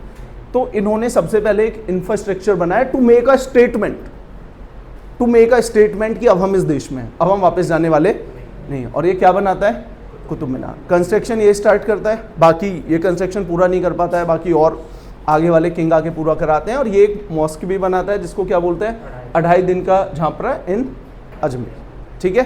तो इस पे क्वेश्चन आए हुए हैं, तो ये पूरा है। अब आपको कम से कम यहाँ से 7-8 फैक्ट पता होने चाहिए। अच्छा, ये जो कुतुब मीनार का कॉन्सेप्ट है ना, ऐसा ही एक मीनार का कॉन्सेप्ट है अफगानिस्तान से था। तो देखिए, जो बाहर के लोग आए हुए थे वो सिर्फ आपके देश पे रूल नहीं किया हुआ, उनको कैसे खाने पसंद थे, वो कैसी बिल्डिंगें बनाते थे, उनको कौन से कलर पसंद थे, वो सारे वो अपने साथ लेके आए, अपने साथ फूड लेके आए, पहनने का तरीका लेके आए। तो बहुत सारी चीजें कल्चरल क्या हुआ, मिक्सअप हुआ, ठीक है। क्लियर है? किसी को कोई क्वेश्चन? ठीक है, नेक्स्ट आज का 7वां क्वेश्चन, किसान credit card scheme was introduced in which year by Indian banks. तो ईयर है 1998। अब किसान क्रेडिट कार्ड क्रेडिट कार्ड आप सभी लोगों ने बनवाना चाहते होगे या बन गया होगा या कभी क्रेडिट कार्ड के बारे में सुना होगा। क्रेडिट कार्ड आपको एक रिवॉल्विंग क्रेडिट देता है। रिवॉल्विंग क्रेडिट का मतलब क्या होता है कि आपकी 1 लाख की लिमिट है, आप 1 लाख तक का पैसा बैंक से कभी भी ले सकते हैं। चाहे 50-50 रुपये खर्च करो, 200 रुपये खर्च करो, आप कितना भी पैसा बैंक से 1 लाख तक कितनी भी बार में ले सकते हो और एक डेट के बाद 30-40 दिन के बाद वो आपको पे करना पड़ेगा। तो इसी उद्देश्य के साथ हमने एक स्कीम लॉन्च करी किसान क्रेडिट कार्ड की। जब देश के लोगों को क्रेडिट कार्ड मिल सकता है, हमारे देश के किसान को क्यों नहीं। तो आइडिया ये था कि देखिए, किसानी जो व्यक्ति करता है उसके साथ एक प्रॉब्लम होती है, और वो प्रॉब्लम क्या है, ज़्यादातर भारत के किसानों के साथ ये दिक्कत होती है कि उन बंदों को साल में 2 ही बार मेनली पैसा मिलता है। एक तो तब मिलेगा जब अप्रैल में उनकी राबी की क्रॉप हार्वेस्ट होगी, और दूसरा मिलेगा जब वो खरीफ की क्रॉप आपका सितंबर और अक्टूबर के महीने में हार्वेस्ट होगी। लेकिन किसान को खर्चे पूरे साल में करने होते हैं। अब किसान के पास, जो बड़े किसान हैं उनके पास सेविंग है, लेकिन जो छोटे किसान हैं उनके पास उतनी सेविंग नहीं होती थी। तो कई बार ऐसा होता था, मानिए कि अक्टूबर का महीना है, नवंबर का महीना, नवंबर में उसको फर्टिलाइजर चाहिए, किसान के पास पैसे नहीं है, तो यहाँ पे आप क्या यूज़ कर सकते हो, किसान क्रेडिट कार्ड यूज़ कर सकते हो और उससे आप लोन पे पैसा ले सकते हो। कितने की लिमिट होगी, डिपेंडिंग अपॉन कि तुम्हारी ज़मीन कितनी है, क्योंकि जितनी ज़्यादा ज़मीन होगी उतनी ज़्यादा तुम्हें पैसे की ज़रूरत होगी। और यहाँ पे सरकार जो आपको ब्याज पे पैसा देती है वो कम इंटरेस्ट रेट पे देती है। अगर मार्केट में इंटरेस्ट रेट 9 है, सरकार आपको 7 पे देगी। 2 से लेके 3% तक ब्याज सरकार अपनी जेब से भरती है, ताकि किसानों को सस्ती दर पे लोन मिल सके। अभी तुमने वही देखा था ना, मूवी कौन सी आई थी अभी, जवान, मतलब बहुत खराब मूवी लगी मुझे तो वो, फालतू के। कैसी, देख के आए कोई? नहीं देख के, मत देख के आना, ड्रीम गर्ल देख के आ जाना, वो बेस्ट है। देख ली क्या, पैसे वसूल?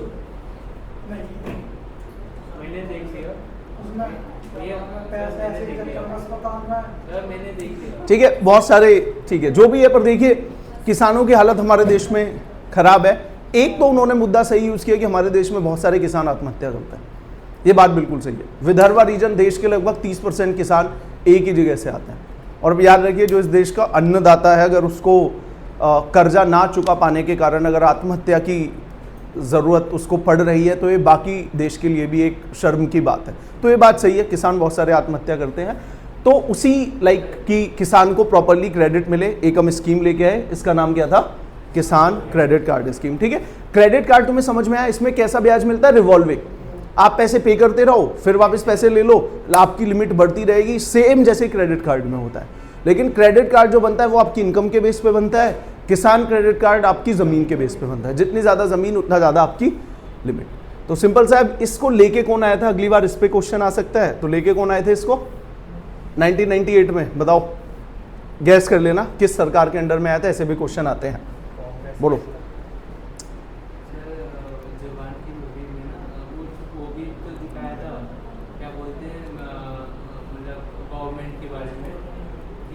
अभी बाद में बात करूंगा मैं आपसे, डिटेल में बताना, ठीक है।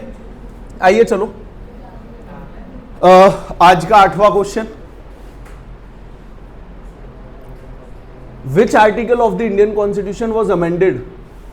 ओके, क्वेश्चन ये पूछ रहा है कि भाई अभी हमने 2019 में इकोनॉमिक वीकर सेक्शन को हमने रिजर्वेशन दिया, आर्थिक रूप से जो कमजोर वर्ग है उसको हमने रिजर्वेशन दिया। और इस क्वेश्चन में ये पूछा गया, जब हमने ये लागू किया संविधान के किस किस आर्टिकल में संशोधन किया, तो आर्टिकल 15 में संशोधन किया और आर्टिकल 16 में संशोधन किया। अब इसको पहले आप समझिएगा रिजर्वेशन को। अभी लास्ट क्लास में जो आए थे उसी दिन मैं बात कर रहा था ना वुमेन रिजर्वेशन को लेके, और शाम को ही रिजर्वेशन फिर हो गया, मतलब लागू तो लेट से होगा बट सरकार ने अप्रूवल इसको पास कर दिया। अब देखिएगा रिजर्वेशन क्या है। हालांकि रिजर्वेशन होना चाहिए नहीं होना चाहिए बहुत डिबेटेबल है। अगर आप बोलेंगे कि रिजर्वेशन होना चाहिए, आपको हमेशा एक भीड़ मिलेगी जो बोलेगी रिजर्वेशन नहीं होना चाहिए। अगर आप ये बोलेंगे रिजर्वेशन नहीं होना चाहिए, तो आपको एक बहुत बड़ा ग्रुप मिलेगा जो आपसे लड़ने के लिए तैयार है रिजर्वेशन होना चाहिए। अगर आप दोनों पक्षों की दोनों तरीके से आप बातों को सुनोगे तो लगेगा दोनों पक्ष अपनी जगह पूरी तरीके से सही, ठीक है। ये बात बिल्कुल सही है कि रिजर्वेशन अंत काल तक नहीं चलना चाहिए, बट ये बात भी सही है रिजर्वेशन इस समय की जरूरत है, जब तक पिछड़े लोग आपके एट पार नहीं आ जाते, ठीक है। तो रिजर्वेशन अगेन अपने आप में पूरा डिबेटेबल है, पढ़ाएंगे इसको कभी भी एक बार अच्छे से। तो सबसे पहले आपको ये पता होना चाहिए, अब रिजर्वेशन से रिलेटेड लगभग 8-10 पॉइंट आपको पता होने चाहिए। पहले तो अभी हमारे देश में रिजर्वेशन किस किस को मिलता है और कहाँ कहाँ पे मिलता है। तो हमारे देश में देखिएगा रिजर्वेशन एसटी कैटेगरी को, ट्राइबल लोग थे, आदिवासी लोग थे, नॉर्मली इस पे किसी को कोई विवाद नहीं होता है। अब आप मानिए क्लास में एक ऐसा बच्चा बैठा है कि जो एक छोटे से गांव से आया है, गांव भी क्या वो एक ट्राइबल इलाका है, झोपड़पट्टी में घर वाले रहते हैं, पापा फॉरेस्ट में जाके पत्तियां लेके आते हैं लेट से किसी की और उनको बेचते हैं, या कुछ हार्वेस्ट करते हैं, शहद लेके आते हैं उसको मार्केट में बेचते हैं। ऐसा बच्चा अगर एसएससी की तैयारी कर रहा है, क्या आपके जितने नंबर पे ही उस बच्चे को ले? तुम यहाँ पे शहर में बैठे हुए मॉडर्न एम्यूनिटीज़ मिल रही है, एसी मिल रहा है, एजुकेशन मिल रही है, अच्छे कपड़े मिल रहे हैं, वो बच्चा 2-2 रुपये सोच के खर्च कर रहा है कि आज अगर 10 रुपये फालतू खर्च कर दिए, चाय पी ली, तो कल के लिए पैसे कमाए। अच्छा, आप में से सारे लोग कभी ऐसी सिचुएशन से गुजरते हो या नहीं? आज अगर 200 रुपये का पिज़्ज़ा खा लिया, अच्छा मुझे ऐसा लगता है कि ये इस तरीके के एग्ज़ाम की तैयारी करने वाले कम से कम 95% बच्चों के पास ये लिबर्टी नहीं होती कि वो 500 रुपये भी अपनी मर्जी से बिना सोचे समझे खर्च कर लें। खर्च कर सकते हो? कितने लोग हैं? है तो बता दो, अभी ऑप्शन दे दूंगा, डेली हर क्लास में ऑप्शन दूंगा खर्च कराने का, और दिन में 2-3 बार दूंगा। सोचना पड़ता है ना, खर्च करोगे कितनी बार कर लोगे? महीने में 5-10 बार, डेली थोड़ी ना खर्च करोगे। और डेली 2-3 बार दिन में खर्च करने की अगर कैपेसिटी है एज अ बच्चा होते हुए, तो फिर तो तैयारी नहीं करोगे। ठीक है ना, ये आम बात है। मतलब इतना तो मैं भी नहीं, अब नहीं कर पाऊंगा, ठीक है ना, तो ये बात सही है। तो ट्राइबल लोगों को रिजर्वेशन मिलने में कोई दिक्कत नहीं होती। दूसरा मिलता है एससीज को मिलता है, कितना मिलता है? 15%। और यहाँ पे डिस्प्यूटेड है। डिस्प्यूटेड ये, कुछ लोग ये बोलते हैं कि भाई अगर आपने एक बार तरक्की कर ली, आप बहुत ऊंची पोस्ट पे पहुंच गए, आप आईएएस बन गए, तो क्या फिर आपके बच्चों को भी रिजर्वेशन मिलेगा? क्या वो जो पिछड़ापन था वो दूर हो गया है, नहीं हुआ है? तो बहुत सारे लोग इस बात को बोलते हैं। हालांकि ये बहुत डिस्प्यूटेबल है, इस पर आप जितना जाओगे वो पॉलिटिकल डिबेट होती रहती है। तो एससी को 15 मिलता है। फिर बाकी और भी पिछड़े हुए वर्ग थे, उनको कितना मिलता है? 27%। बट यहाँ पे एक ओबीसी में एक अच्छी चीज है जो बाकी 2 कैटेगरीज में नहीं। अच्छा, बिखेर दी मैंने सारी, पी बिल्कुल भी नहीं। हाँ, तो एससी ओबीसी में सुनिएगा क्या है। ओबीसी में जो रिजर्वेशन है वो 27% है, और ये 27% क्रीमी लेयर इसमें नहीं आएगी। मतलब जब तक आप पिछड़े हुए हो रिजर्वेशन मिलता रहेगा, लेकिन अगर आप एक दिन ऊपर उठ गए तो आपको फिर रिजर्वेशन नहीं मिलेगा। तो आज वो ऊपर उठने की डेफिनेशन क्या है? अगर आप क्लास 1 ऑफिसर बन जाते हो, आप आईएएस बन गए, जज बन गए, तो फिर क्या अपने बच्चों को भी क्लेम करोगे रिजर्वेशन चाहिए? नहीं, फिर आपको रिजर्वेशन नहीं मिलेगी। दूसरा, अगर आपकी इनकम 8 लाख से ज्यादा है एनुअल फैमिली इनकम, आप 1-1 करोड़ रुपए कमा रहे हो, तो क्या आपके बच्चों को रिजर्वेशन मिलेगा? नहीं मिलेगा। तो ओबीसी में जो कॉन्सेप्ट है वो क्या है? क्रीमी लेयर का कॉन्सेप्ट है। अब तीसरा यहाँ पे ये बोला गया कि यार एक बंदा, नाम तो उसका है अपर कास्ट का, शर्मा है, वो बनिया है, लेकिन उसके पिताजी कमा रहे हैं बस 10,000 रुपये, तो वो बेचारा आर्थिक रूप से गरीब भी है और उसको रिजर्वेशन भी नहीं मिलता। समझ में है ना? उसको आर्थिक रूप से वो गरीब है, लेकिन गरीब होने के लिए उसको सरकार कोई कम मार्क्स पे नहीं ले रही है, उसको मार्क्स उतने पे ले रही है जितना जनरल वाला बच्चा है। तो सरकार ने बोला आर्थिक रूप से अब जो भी पिछड़े हुए लोग हैं उनको हम कितना रिजर्वेशन देंगे? 10%। ये आपने कब ऐड किया? ये आपने ऐड किया, मैंने लिखा हुआ नहीं है कहीं पे, हाँ, 2019 में 103rd अमेंडमेंट एक्ट, 130वें अमेंडमेंट एक्ट के द्वारा आपने ऐड किया, ठीक है। और इसमें आपने 2 आर्टिकल में आपने चेंज किया, आर्टिकल 15 एंड आर्टिकल 16। ये दोनों आर्टिकल को मैं एक्सप्लेन करूंगा, इनमें क्या है, ठीक है, कभी मैं इनको डिटेल में बताऊंगा, आज उनको स्किप करते हैं। तो इसका आंसर क्या हुआ? Article 15 and 16। अच्छा, इतना जान लेना, आर्टिकल 15 आपको रिजर्वेशन देता है कहाँ पे? कॉलेजेस में, और आर्टिकल 16 आपको रिजर्वेशन देता है कहाँ पे? कहाँ पे रिजर्वेशन देता है आर्टिकल 16? गवर्नमेंट जॉब्स में, ठीक है। Next question number 9। अगेन ये थोड़ा सा फैक्चुअल है, फिर इंटरेस्टिंग है, पढ़ाने में अच्छा लगेगा। ये पूछ रहा है क्वेश्चन में क्या है, आर्टिकल 112 के अनुसार संविधान के सरकार को एक साल में जो भी रिसीट आती है, पैसा आता है, जो भी खर्चा करता है, उसका लेखा जोखा प्रेजेंट करना होता है, उसे क्या बोलते हैं? अब अगर आप देखेंगे टेक्निकली दिस इज रॉन्ग, क्योंकि हमारे संविधान में कहीं भी बजट मेंशन नहीं है। हमारे संविधान में जो शब्द मेंशन है, क्योंकि देखिए इन्होंने यहाँ पे आर्टिकल 112 यूज किया हुआ है। अगर ये आर्टिकल 112 हटा देते और ये पूछते कि एक ऐसी स्टेटमेंट जहां पे सरकार अपने कितना पैसा आया, कितना खर्च किया है, उसका लेखा जोखा होता है, वो कहां पे लिखा हुआ होता है, तो बजट सही हो जाता। लेकिन यहाँ पे मेंशन किया गया है स्पेसिफिक आर्टिकल, कौन सा? आर्टिकल 112। तो आर्टिकल 112 के अकॉर्डिंग उसको हम बोलते हैं एनुअल फाइनेंशियल स्टेटमेंट, या उसको हम क्या बोलते हैं, बजट बोलते हैं। अब एक बार पहले आप देख लेना बजट क्या होता है, इससे रिलेटेड 2 3 4 5 फैक्ट आपको पता होने चाहिए। सरकार को सबसे पहले समझिए एक वित्तीय वर्ष क्या होता है। वित्तीय वर्ष आपका स्टार्ट होता है 1 अप्रैल से और खत्म कहां पे होता है, 31 मार्च को। तो हमारे संविधान का 112 ये बोलता है सरकार को 31 मार्च से पहले, वित्तीय वर्ष खत्म होने से पहले जितना भी पैसा सरकार के पास आया है और सरकार ने जितना भी खर्च किया है उसका लेखा जोखा पार्लियामेंट में प्रेजेंट करना है। और पार्लियामेंट में भी कहाँ पे प्रेजेंट करना है, लोकसभा में प्रेजेंट करना है। जितना भी पैसा आया और जितने पैसे खर्च किए कहाँ पे प्रेजेंट करने हैं, लोकसभा में। किससे पहले, वित्तीय वर्ष से पहले, ठीक है। अब इसीलिए यहाँ पे आप देखोगे, और उसको प्रेजेंट कौन करता है, फाइनेंस मिनिस्टर उसको प्रेजेंट करते हैं, ठीक है। इस बार ये लाल था, इन्होंने बोला कि पहले क्या होता था, अंग्रेज जो ब्रिटिशर्स जो अपना ये प्रेजेंट करते थे, ब्रिटिशर्स जो बजट प्रेजेंट करते थे वो प्रेजेंट करते थे तुम्हारा ब्रीफ केस में। तो इन्होंने बोला कि ब्रीफ केस तो अंग्रेजों की कल्चर है, उसको हम फॉलो नहीं करेंगे, हम अपनी इंडियन कल्चर फॉलो करेंगे। और इंडियन कल्चर क्या है, बही खाता। आपने देखा है ना, पुरानी किसी दुकान पे लाला के पास जाओ, लाल कलर की एक बुक होती है। तो इस बार उन्होंने बजट प्रेजेंट किया था तो एक लाल वो कपड़े में था। तो दे आर सेइंग कि we are following our own culture, we are not gonna to influence by Britishers, जो भी था। आइए अब सुनिएगा, इसमें 2-3 करंट अफेयर्स हैं। 2016 तक जो बजट प्रेजेंट किया जाता था वो प्रेजेंट किया जाता था आपका फरवरी के लास्ट वर्किंग डे में, ठीक है। फरवरी जब भी खत्म होने वाला है उसके लास्ट वर्किंग डे में प्रेजेंट कर देते थे, ओके। क्या संविधान कुछ बोलता था कब प्रेजेंट करना है? संविधान इस मामले में पूरी तरीके से साइलेंट था। संविधान में कुछ नहीं लिखा हुआ, एक बात लिखी हुई है कि फाइनेंशियल ईयर खत्म होने से पहले आपको प्रेजेंट करना है। अब वो तुम्हारा आपका 1 जनवरी हो सकता है, 5 मार्च हो सकता है, 30 मार्च हो सकता है, आप कभी भी प्रेजेंट कीजिए। लेकिन इन्होंने 2017 में कब प्रेजेंट कर दिया, फर्स्ट वीक ऑफ फेब। अब इसको लेके मैंने शायद पहले आपको एक स्टोरी सुनाई होगी, कभी ये बताया होगा। 2017 में यूपी में इलेक्शन थे और सरकार ने अनाउंस कर दिया था 2016 में कि इस बार बजट हम पहले प्रेजेंट करेंगे। और इसी बीच इलेक्शन कमीशन डेट डिक्लेयर कर देता है इलेक्शन की, if I am not wrong होती 10-12 फरवरी। 10-12 फरवरी 2017 को यूपी में इलेक्शन होने थे और सरकार ने बजट उससे पहले डिसाइड कर दिया। यहाँ पे अपोजिशन पार्टियां गई और उन्होंने सरकार से बोला कि भाई जो सेंटर का बजट है वो यूपी के इलेक्शन को इन्फ्लुएंस करेगा, इसलिए आप सरकार से बोलिए कि बजट को होल्ड पे करके रखें। केंद्र सरकार ने बोला कि हमने पहले से बता रखा था, now this is the responsibility of election commission. भाई हमने पहले से बता रखा था तो इलेक्शन कमीशन को पता था हम पहले बजट लाने वाले, इलेक्शन कमीशन उस हिसाब से डेट तय करता। तो फाइनली आपका बजट आ जाता है और शायद बजट का कुछ इम्पैक्ट पड़ा हो गया, नहीं, आई कैन नॉट से, बट जो 10 फरवरी को इलेक्शन हुए उसके बाद बीजेपी को बम्पर सीटें यूपी में मिलती हैं, ठीक है।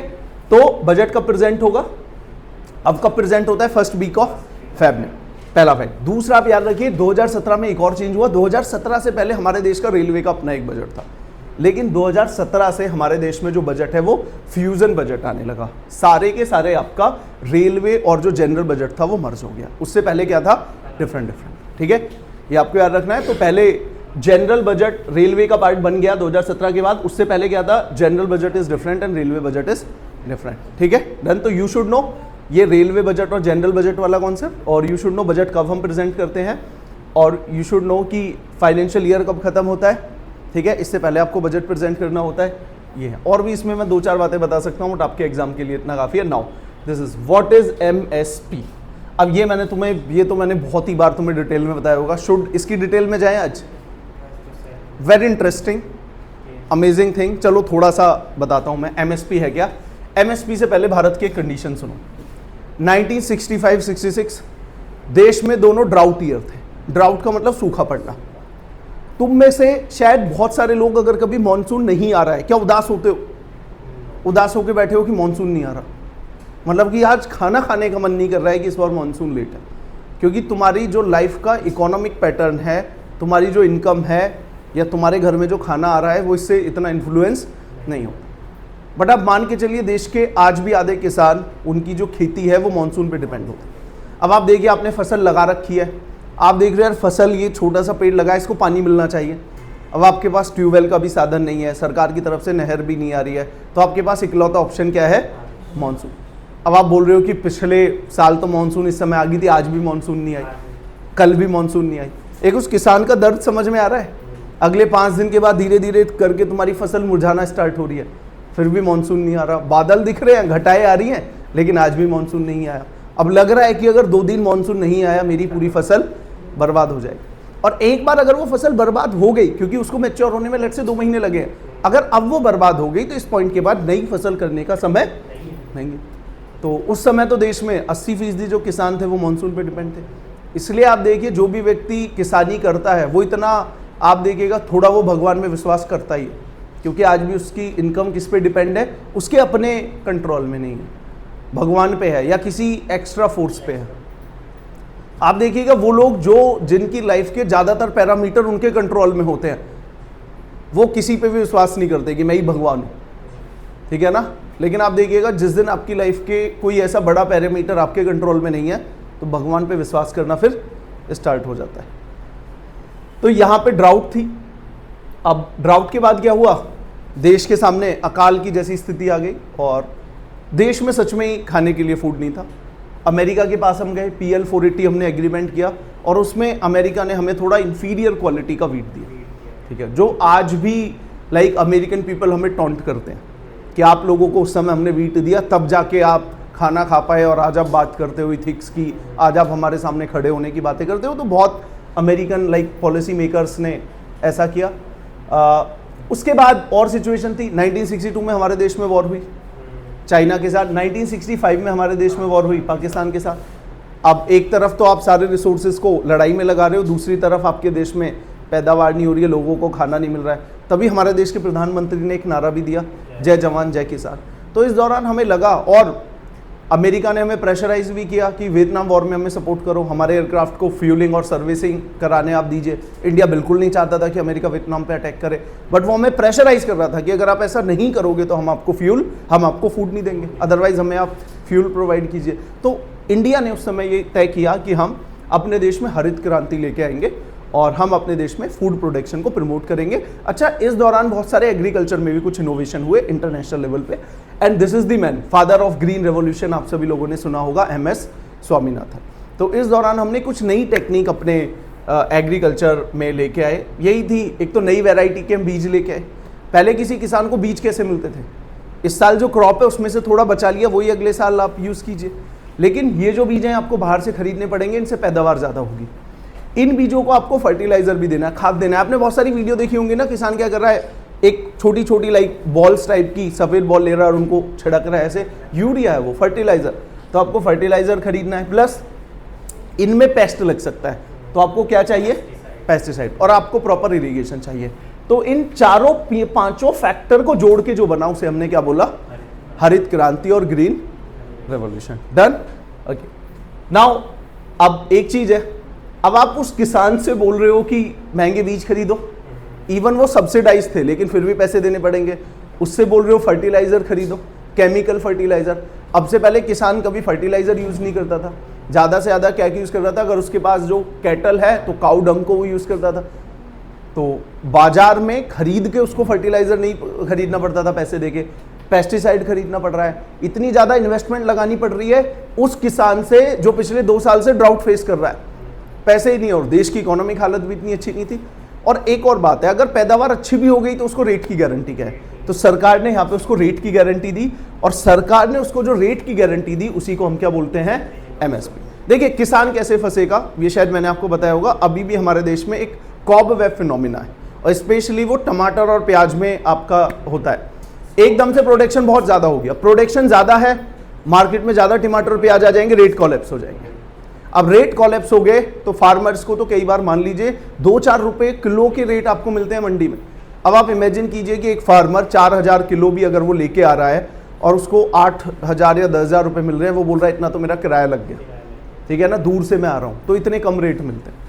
फिर क्या होगा, बहुत सारे फार्मर सोचेंगे इस बार रेट कम है, हम पैदावार नहीं करेंगे, अगली बार पैदावार कम होगी तो रेट ऊपर चले जाएंगे। अब आप देखिए, अभी जो टमाटर गुची और अरमानी की जगह नई ब्रांड बन गया था, ठीक है ना, बेटा क्या करता है, टमाटर की खेती करता है, तो अब वो टमाटर का रेट क्या चल रहा है अभी, आ गया 30-40, कहाँ पे चला गया था अभी, 200-250 पे चला गया था। समझ में आ गया? तो अब अगर मान लो 30-40 से और कम होता है, बहुत सारे फार्मर सोचेंगे फिर खेती नहीं करनी है, फिर प्रोडक्शन कम होगी, फिर रेट बढ़ेगा।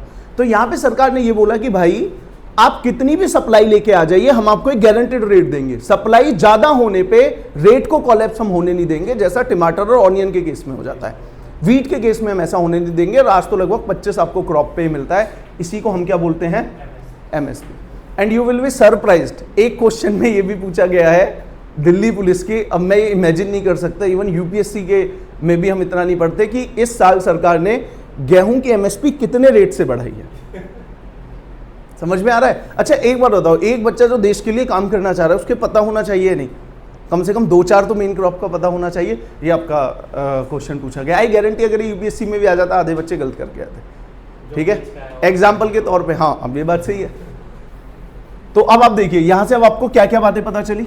तो ये बात सही है, गवर्नमेंट तय करती है एमएसपी को। तो आपको ये पता चला कि PL 480 एक एग्रीमेंट था अमेरिका और इंडिया के साथ। 1962 में वॉर हुई चाइना के साथ, 1965 में वॉर हुई पाकिस्तान के साथ। देन जय जवान जय किसान का नारा किसने दिया? पता होगा। देन हरित क्रांति and who is the father of green revolution? MS Swaminathan. Then green revolution, इन चारों के जोड़ के हम ग्रीन रिवॉल्यूशन बोलते हैं। एंड मिनिमम सपोर्ट प्राइस ये सरकार देती है। आपने कई बार अभी आप देखोगे मंडियों के बाहर आपको ट्रैक्टर्स की लाइन लगी मिलेगी, उसी को ही हम क्या बोलते हैं? मंडी के बाहर। और ये MSP पे बेचने जा रहे हैं। खरीदने सरकार की कौन सी एजेंसी जाती है? उसको हम बोलते हैं FCI, food corporation of India. अब मुझे आप एक चीज बताइए, एक लॉजिकल बच्चा, MSP पहली बार कब आई होगी? यहाँ पे ईयर दे रखा है, लेकिन तुम्हें पता है उसी के आसपास आई होगी। फूड कॉर्पोरेशन भी कब आया होगा? MSP पे ही खरीदने जाएगा, तो ये भी तभी आया है। आई गेस 1965 में आया, तो तभी FCI आया, तभी MSP आया, और तभी आपका ग्रीन रेवोल्यूशन आया। ठीक है, ओके नेक्स्ट। ये आपका 11वां क्वेश्चन आज का। In which year did the first amendment of the constitution take place? अब यहाँ पे सुनिएगा, हमने जो एक संविधान चूज किया, क्या आपके देश का संविधान ऐसा होना चाहिए जो समय के अनुसार बदल सके? बिल्कुल ऐसा ही होना चाहिए। इवन एक कहावत भी है, जो लोग समय के अनुसार झुकते नहीं हैं, बदलते नहीं हैं, वो क्या हो जाते हैं? इरिलेवेंट हो जाते हैं, है ना? तो आपको समय के अनुसार बदलना पड़ता है। अगर आप समय के अनुसार नहीं बदलेंगे तो आप थोड़ा पीछे रह जाएंगे। ठीक है, आपको बदलना पड़ेगा। तो संविधान को भी समय के अनुसार बदलना पड़ेगा, इसमें कोई ऐतराज नहीं था। मुद्दा इस बात पे आया कि संविधान को बदलने का तरीका कैसा? आप संविधान को कैसे बदल सकते हैं? तो पहला संविधान को बदलने का तरीका था यूएस में, जो काफ़ी डिफ़िकल्ट था। यूएस में इतना डिफ़िकल्ट था, पहले भी मैंने एग्जांपल दिया है कि यूएस में ज़्यादातर राज्यों में यूएस के लोग वेपन रख सकते हैं, ऑटोमेटिक वेपन, मतलब AK-47 भी कम है, उससे भी सोफिस्टिकेटेड वेपन वो रख सकते हैं। मतलब जाओ ID दिखाओ, दुकान से खरीद लो, और तुम्हारा मन कर रहा है कि चलो आज शाम को क्या करते हैं, चलो एक ऑटोमेटिक राइफल लेके आ जाए, बुलेट लेके आ जाए, आप ऐसे ही खरीद सकते हो। और उसके कारण होता क्या, अमेरिका की मेजॉरिटी ऑफ द पॉपुलेशन के पास हथियार है। तो जब भी कोई भी व्यक्ति डिप्रेशन में होता है तो शूट आउट कर देता है। अच्छा आप में से बताओ, आपकी लाइफ में कभी ऐसी कभी प्रॉब्लम आई है? कभी ऐसा समय आया कि 2 सेकंड के पास मेरे पास कुछ होता, मैं लड़ देता? आया नहीं आया? अभी तक नहीं आया किसी की लाइफ में? तुम्हारी लाइफ में आ चुका है, बाकी की में नहीं आया अभी तक कोई मोमेंट ऐसा कि उस दिन नहीं आया? आएगा कभी ना कभी। क्या लगता है कभी ना कभी आएगा? हमेशा ऐसे ही चल रहोगे? कभी तुम ड्राइव करते आ रहे हो, पीछे से ठोकता है, 2 चाटे और मारता है, ठीक है, ऐसा होता है ना, नॉर्मल है, ठीक है। कभी कोई ऐसा टाइम आएगा। तो यूएस में ऐसा ही होता है, इसलिए आप देखिए कि हमेशा वहां पे आपको मॉल में गन फायर हो गया, स्कूल में गन फायर हो गया, ऐसे हो गया। इवन स्कूल में यू विल फाइंड कि टीचर्स को उन्होंने गन दे रखी है, स्कूल्स में टीचर्स को गन दे रखी है, बच्चों को यह श्योर करने के लिए कि अगर कोई गन वायलेंस होता है, टीचर तुम्हारे बच्चे को बचा लेगा दूसरे बच्चे से। Teacher has the gun. समझ में आ रहा है किस डायरेक्शन में यूएस जा रहा है? प्लस बहुत सारे स्कूल में है ना बुलेट प्रूफ रूम बने हुए, और ये सर्विसेज देके वो फीस एडिशनल लेते हैं। समझ में आ रहा है? यूएस के पेरेंट्स जब एक स्कूल में अपने बच्चे का एडमिशन दे रहे हैं, तो वहां का स्कूल ये भी बता रहा है कि सर देखो हमारे स्कूल में सारे टीचर के पास पिस्टल, तो अगर गन वायलेंस होगा आपका बच्चा सेफ है। और पिस्टल ही नहीं है, बुलेट प्रूफ रूम भी है, तो वहां पे भी बच्चा जाके बैठ सकता है। अब संविधान को बदलना मुश्किल है, इसलिए वो उसको हटा नहीं पा रहे हैं। इवन ये जो प्रेजेंट सरकार है ये चाह रही है कि एक हम लॉ लेके आए जिससे आप गन को इजीली कैरी ना कर पाए, बट अभी भी क्योंकि संविधान को बदलना मुश्किल है। आप देखिए अमेरिका का संविधान लगभग 250-300 साल हो गए हैं, अभी तक 20-25 बार बदला है, और हमारे संविधान को जस्ट 75 साल हुए हैं, ऑलरेडी हम सेंचुरी बना चुके हैं। 75 सालों में सेंचुरी, और वहाँ वो 250-300 सालों में 22-23 बार। तो एक तरीका था संविधान को अमेंड करना जो डिफिकल्ट था वो अमेरिका का था, दूसरी तरफ था आपका यूके बहुत ईजी था। यूके में इतना ईजी है वो चाहे तो कल को सारे संविधान को बदल दे। तो हमें ना तो इतना डिफिकल्ट चाहिए था ना इतना इजी चाहिए था। तो संविधान को बदलने का तरीका हमने कहां से लिया? साउथ अफ्रीका से लिया, ये आपको याद रखना है। तो यहां पे पूछा तो ये गया है कि पहला संविधान कब हमने किया संशोधन? 1951 में, लेकिन संविधान को बदलने का तरीका हमने कहां से लिया? साउथ अफ्रीका से। अभी तक कितनी बार हमारा संविधान बदला जा चुका है? 105 बदला जा चुका है। तो एज अ सीरियस एस्पिरेंट आप सभी लोगों को कम से कम लास्ट के 7-8 संविधान संशोधन के बारे में पता होना चाहिए, ठीक है। 105 में से आपको पता है कि 100वां कौन सा है? जब हमने लैंड बॉर्डर एग्रीमेंट किया, किसके साथ? Land border agreement with Bangladesh. 101 सब लोगों को पता है जीएसटी। 102 पता है नेशनल कमीशन फॉर ओबीसी, उसको हमने संवैधानिक बॉडी बनाया। 103 अभी हमने पढ़ा है, क्या था? इकोनॉमिक वीकर सेक्शन को रिजर्वेशन। तो कम से कम आपको लास्ट के 7-8 पता होने चाहिए, गूगल करना, पढ़ के आना। अगला क्वेश्चन है, to which state does the tradition of Tapu dance belong to? तो ये पर्टिकुलर डांस है and this dance is belong to Arunachal Pradesh. Okay, although मैंने टिक नहीं मारा है but 99% I am sure Arunachal Pradesh है। एंड ये आपको देखिए बहुत सारे डांसेस है ना, ये आपको आर्ट एंड कल्चर में ये थोड़ा सा रखना पड़ेगा। बहुत सारी ऐसी ट्राइब्स हैं जिनके कुछ स्पेसिफिक डांस हैं, इस पे क्वेश्चन आते हैं। एंड ये तो आपको कम से कम पता होना चाहिए, these are the classical dance of India. ये 8 हमारे देश के क्लासिकल डांस है। किस किस राज्य से बिलोंग करते हैं ये एक बार आप पढ़ लेना। तो भरतनाट्यम है, कथक है, कथकली है, कुचिपुड़ी है, मणिपुरी है, मोहिनीअट्टम है, उड़ीसी है एंड सतारिया। ये 8 हमारे देश के क्लासिकल डांस है, ये आपको पता होना चाहिए, ठीक है। नेक्स्ट, तो ये तुम्हारे लिए है ना, घर पे भी पीडीएफ जा रही है ना, इनकी स्टेट मार्क करना है, ये तुम्हारा हुआ है। अगली बार नेक्स्ट टाइम क्या करना है, आपको कोई करंट अफेयर्स में डांस मिले या कोई भी पीवाईक्यू मिले, यहाँ पे उसको ऐड कर लेना, ठीक है। इन्हीं नोट्स को थोड़ा एनरिच करना। नेक्स्ट है, in which state India you will find Siang and Lohit river. Okay, सुनिएगा, यहाँ पे इन्होंने नदी पे एक सवाल पूछा है, तो ये जो शायद इतना क्लियर नहीं होगा बट फिर भी मैं बता देता हूँ। ये इंडिया का नॉर्थ ईस्टर्न पार्ट है, this is Nepal, this is Bhutan, और ये चाइना का पार्ट है, ये तिब्बत का पार्ट है। इसको तिब्बती बोलते हैं, आगे से मैं चाइना बोलूंगा ही नहीं कभी, ठीक है ना। तिब्बती बोलते हैं, तिब्बत है, चाइना मेरा क्या बिगाड़ लेगा, ठीक है। तिब्बत का पार्ट है, तो दिस इज तिब्बत। अब यहाँ से एक रिवर ओरिजिनेट होती है, ब्रह्मपुत्र। ये ओरिजिनेट कहाँ पे होती है? मैंने आपको पुरानी क्लासेस में बताया होगा। अगर आप यहाँ पे जाते हैं, यहाँ पे एक लेक है मानसरोवर लेक, और ऊपर है कैलाश पर्वत। तो हम स्पेशली हमारे देश में लोग जाते हैं कैलाश मानसरोवर की यात्रा के लिए। कैलाश मानसरोवर से आप वेस्ट में जाओगे तो इंडस रिवर इमर्ज होती है, और उससे अगर आप थोड़ा इधर आओगे, ईस्ट में आओगे, तो यहाँ से रिवर होती है ब्रह्मपुत्र। लगभग ये 3000 किलोमीटर पैरेलल चल रही है हिमालयास की, और यहाँ से फिर ये एक यू टर्न मार के एंटर करती है अरुणाचल प्रदेश में, और उसके बाद ये कहाँ पे जाती है? ये आपकी जाती है असम में, उसके बाद ये एंटर करती है बांग्लादेश में। अब इसको चाइना में अलग नाम से बोला जाता है, अरुणाचल प्रदेश में अलग नाम से बोला जाता है, असम में अलग नाम से बोला जाता है, और इसको बांग्लादेश में अलग नाम से बोला जाता है। तो यहाँ पे इसको बोलते हैं, क्वेश्चन में क्या पूछा गया था? लोहित। आपको ये which state you will find Siang and Lohit river. Okay, ठीक है। तो इसमें इसकी ट्रिब्यूटरीज है, एक ये होगी सियांग, या सियांग इसको यहाँ पे भी बोलते हैं। अरुणाचल प्रदेश को सियांग, ये जो ब्रह्मपुत्र है इसको अरुणाचल प्रदेश में क्या बोलते हैं?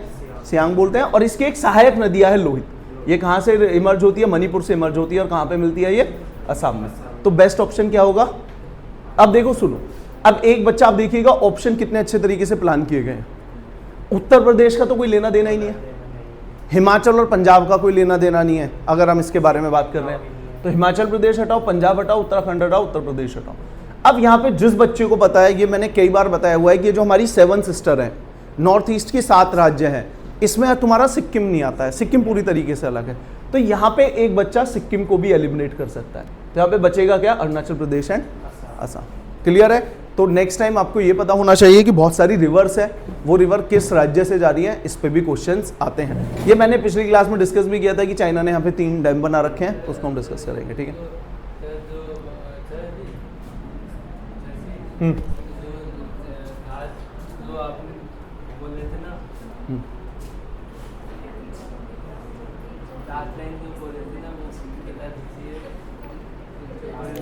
तुम्हें इस क्लास का सबसे स्मार्ट बच्चे को पकड़ना है, वो है ये। आधे ये डाउट तुम्हारे 15 मिनट सॉल्व करेगा, ठीक है। ये इससे मैं बोल रहा हूँ ये करेगा, ठीक है। फिर भी समझ में नहीं आता तो फिर मैं बताऊँगा, ठीक है। तो क्लास के बाद 15 मिनट वो तुम्हारे साथ है। आइए चलो, क्लियर है, ठीक है, समझ में आ रहा है, कोई डाउट नहीं, ओके।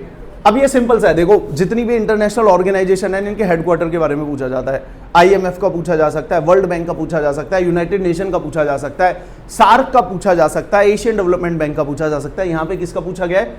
WTO का। इसका ये कहाँ पे है? जिनीवा में है। इसके बारे में पढ़ेंगे। WTO है क्या? World trade organisation. ध्यान से सुनिएगा, WTO ये बोलता है कि भाई पूरी दुनिया में हमें ट्रेड को बढ़ाना है, ठीक है। 2 देश अच्छे से ट्रेड करें, बट कोई भी देश ट्रेड नहीं करना चाहता। हर देश बेचना तो ज्यादा चाहता है, खरीदना नहीं चाहता, क्योंकि बेच के पैसे मिलते हैं। समझ में आया ना? जब आप दूसरे देश में सामान बेचते हो, उस देश के लोग तो कमा के तुम्हें पैसे देंगे और उस सामान को बनाने के लिए जॉब्स तुम्हारे देश में आएंगी। समझ में आया? नौकरी तुम्हारे देश के लोगों को मिलेगी, पैसा वो पे करेगा।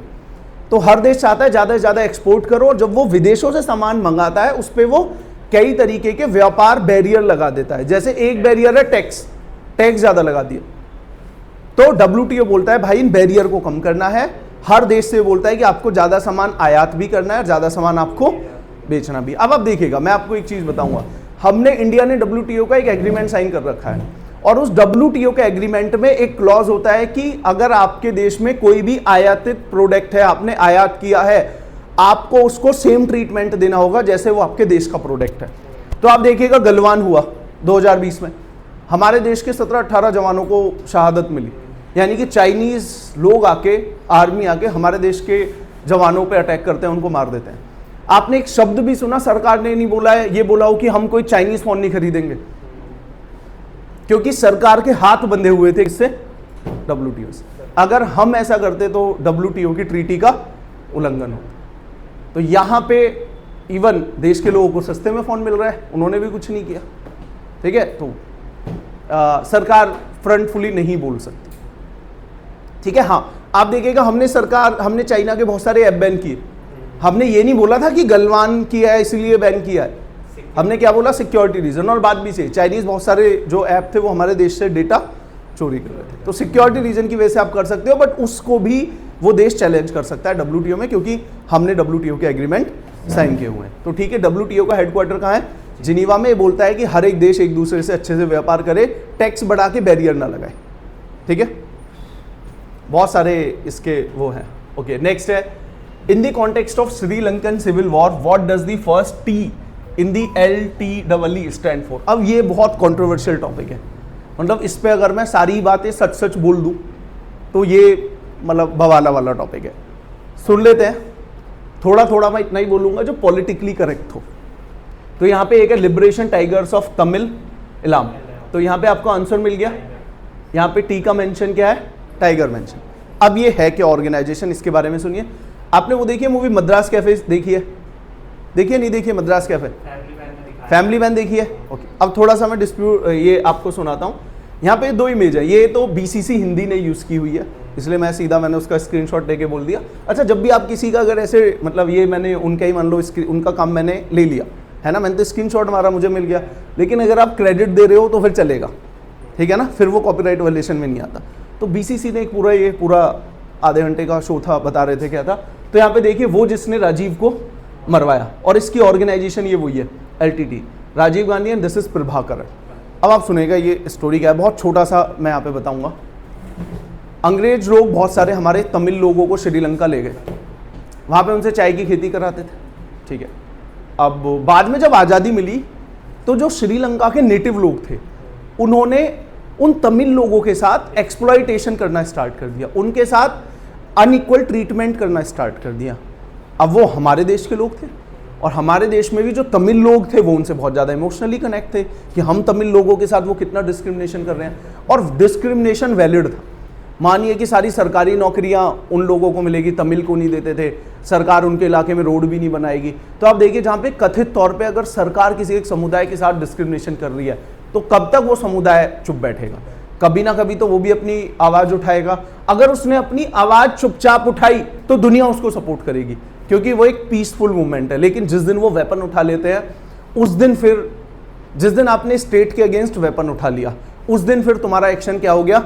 इलेजिटिमेट हो गया। आप देखिए अभी हमारे देश के फार्मर्स ने प्रोटेस्ट किया, सरकार बोलती रहेगी या बहुत सारे लोगों ने बोला कि ये तो खालिस्तानी है वगैरह, कोई उन पे एक सिंगल स्क्रैच भी नहीं मार पाया, क्योंकि आंदोलन कैसा था? पीसफुल था, और हमारे देश के किसान थे। लेकिन अगर कोई उनको बगला देता, बहला देता कि वेपन उठाओ, गोली लेके चल रहे हैं, तो एक दिन नहीं लगता उनका सफाया करने में, क्योंकि तब आप वेपन लेके सरकार के अगेंस्ट। तो यहाँ पे इन्हीं लोगों ने एक ऑर्गेनाइजेशन बनाई और उसके हेड थे तुम्हारे प्रभाकरण, और इन्होंने वेपन लेके सरकार के अगेंस्ट लड़ा। अब हमारे देश के तमिल लोग ये बोल रहे हैं कि श्रीलंका पे प्रेशर डालिए। तो यहाँ पे राजीव गांधी जी ने कुछ ऐसा स्टेप उठाया जिससे हमारे देश के तमिल लोगों को अच्छा नहीं लगा और उनका असैसिनेशन हो गया। ये छोटी सी स्टोरी है, अदरवाइज वेरी क्लटर्ड स्टोरी है। अब यहाँ पे मैं ये बताना चाह रहा हूँ कि इनकी ऑर्गेनाइजेशन कितनी पावरफुल थी। You will be surprise.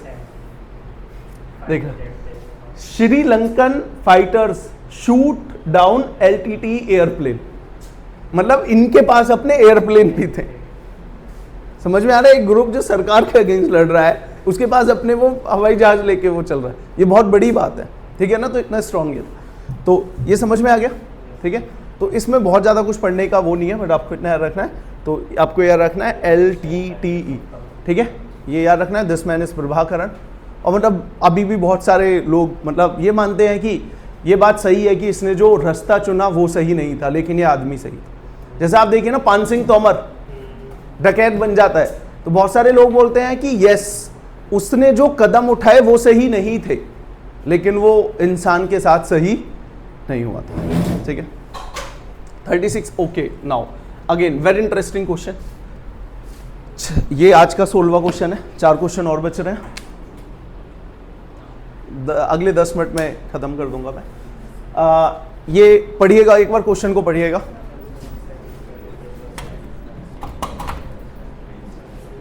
Simple सा पूछा गया है, जीएसटी कब आया, किस डेट से लागू हुआ?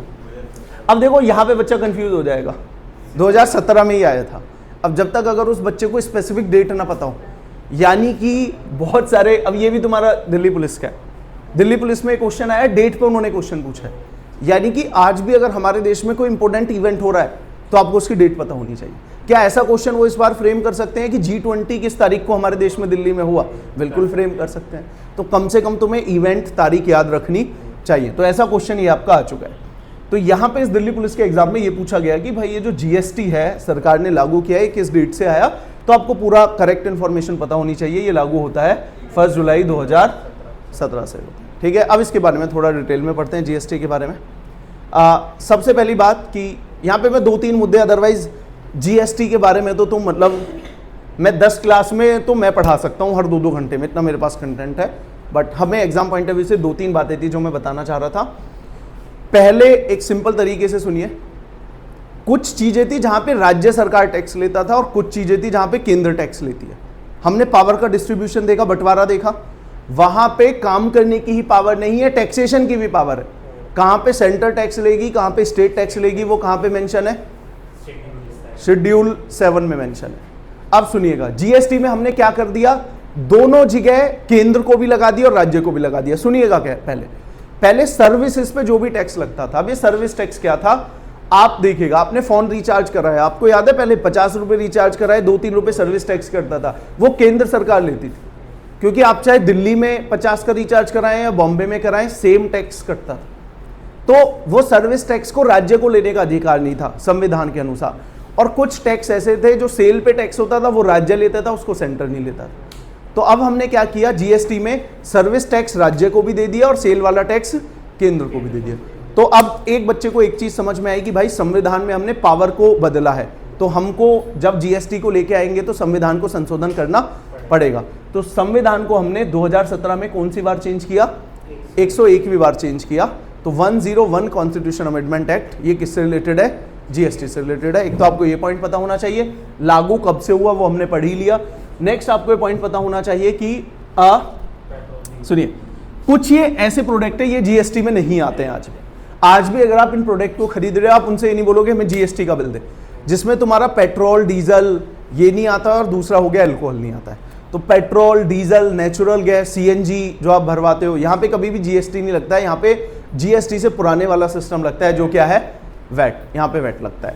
तो ये सारे जीएसटी में नहीं आते हैं, पहला पॉइंट आपको याद रखना है। दूसरा अब सुनिएगा, ये थोड़ा एडवांस कॉन्सेप्ट है बट यहाँ पे एक स्टेटमेंट सुनिएगा, हमारे देश के मिनिस्टर नितिन गडकरी की थी।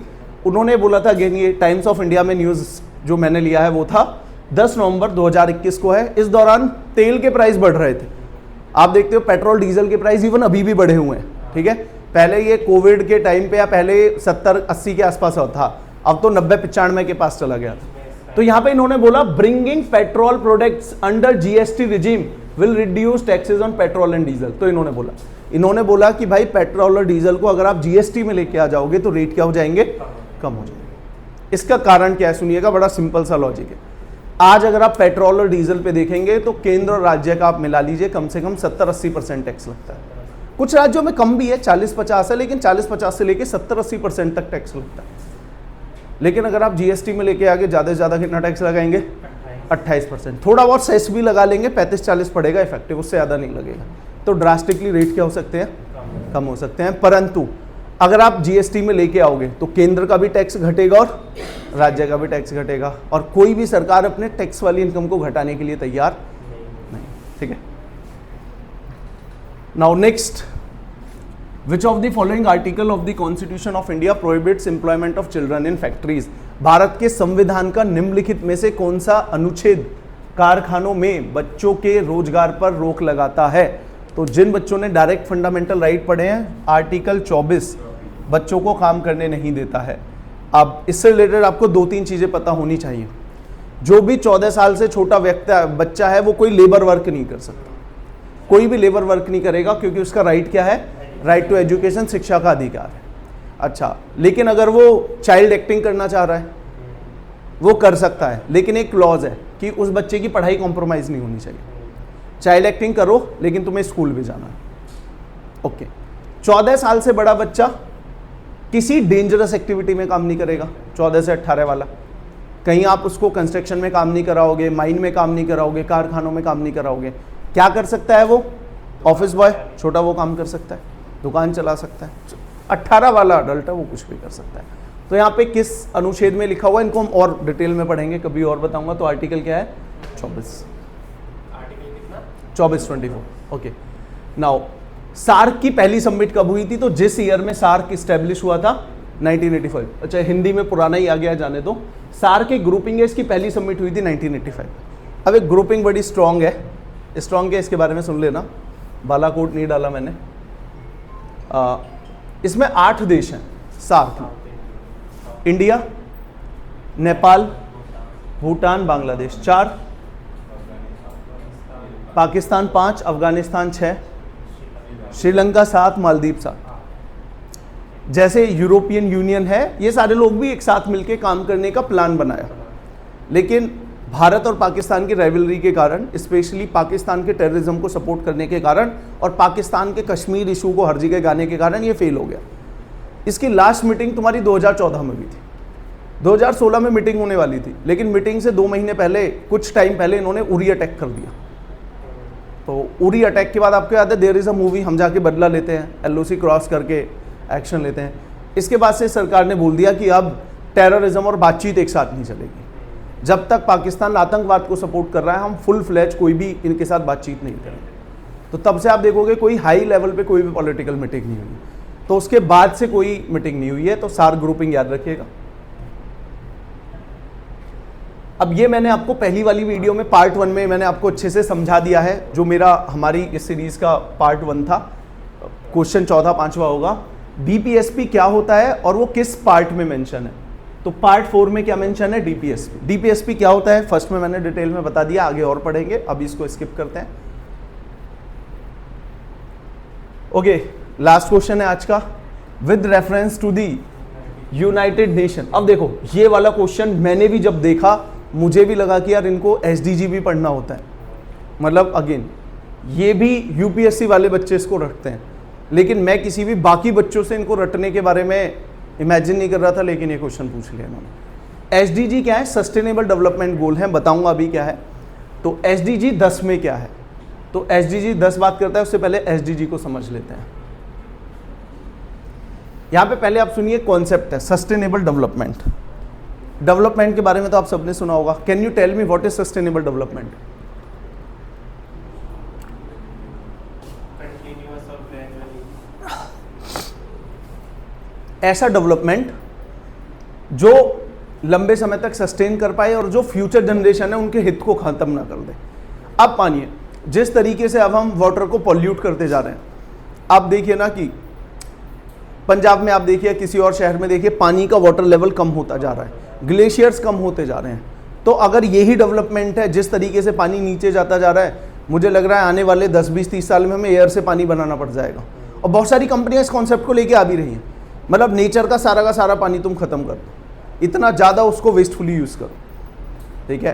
तो this is not sustainable development. तो ये बोल रहे हैं कि भाई ये सस्टेनेबल डेवलपमेंट गोल्स हैं, अगर आपको डेवलप करना है ऐसा करो, सबके साथ, सबको साथ में लेके हमें डेवलप करना है, इसको सस्टेनेबल डेवलपमेंट बोलते हैं। और ये पूरी दुनिया के लिए ये 17 गोल, ठीक है। इसमें से गोल नंबर 10 क्या है, उस पर क्वेश्चन पूछा।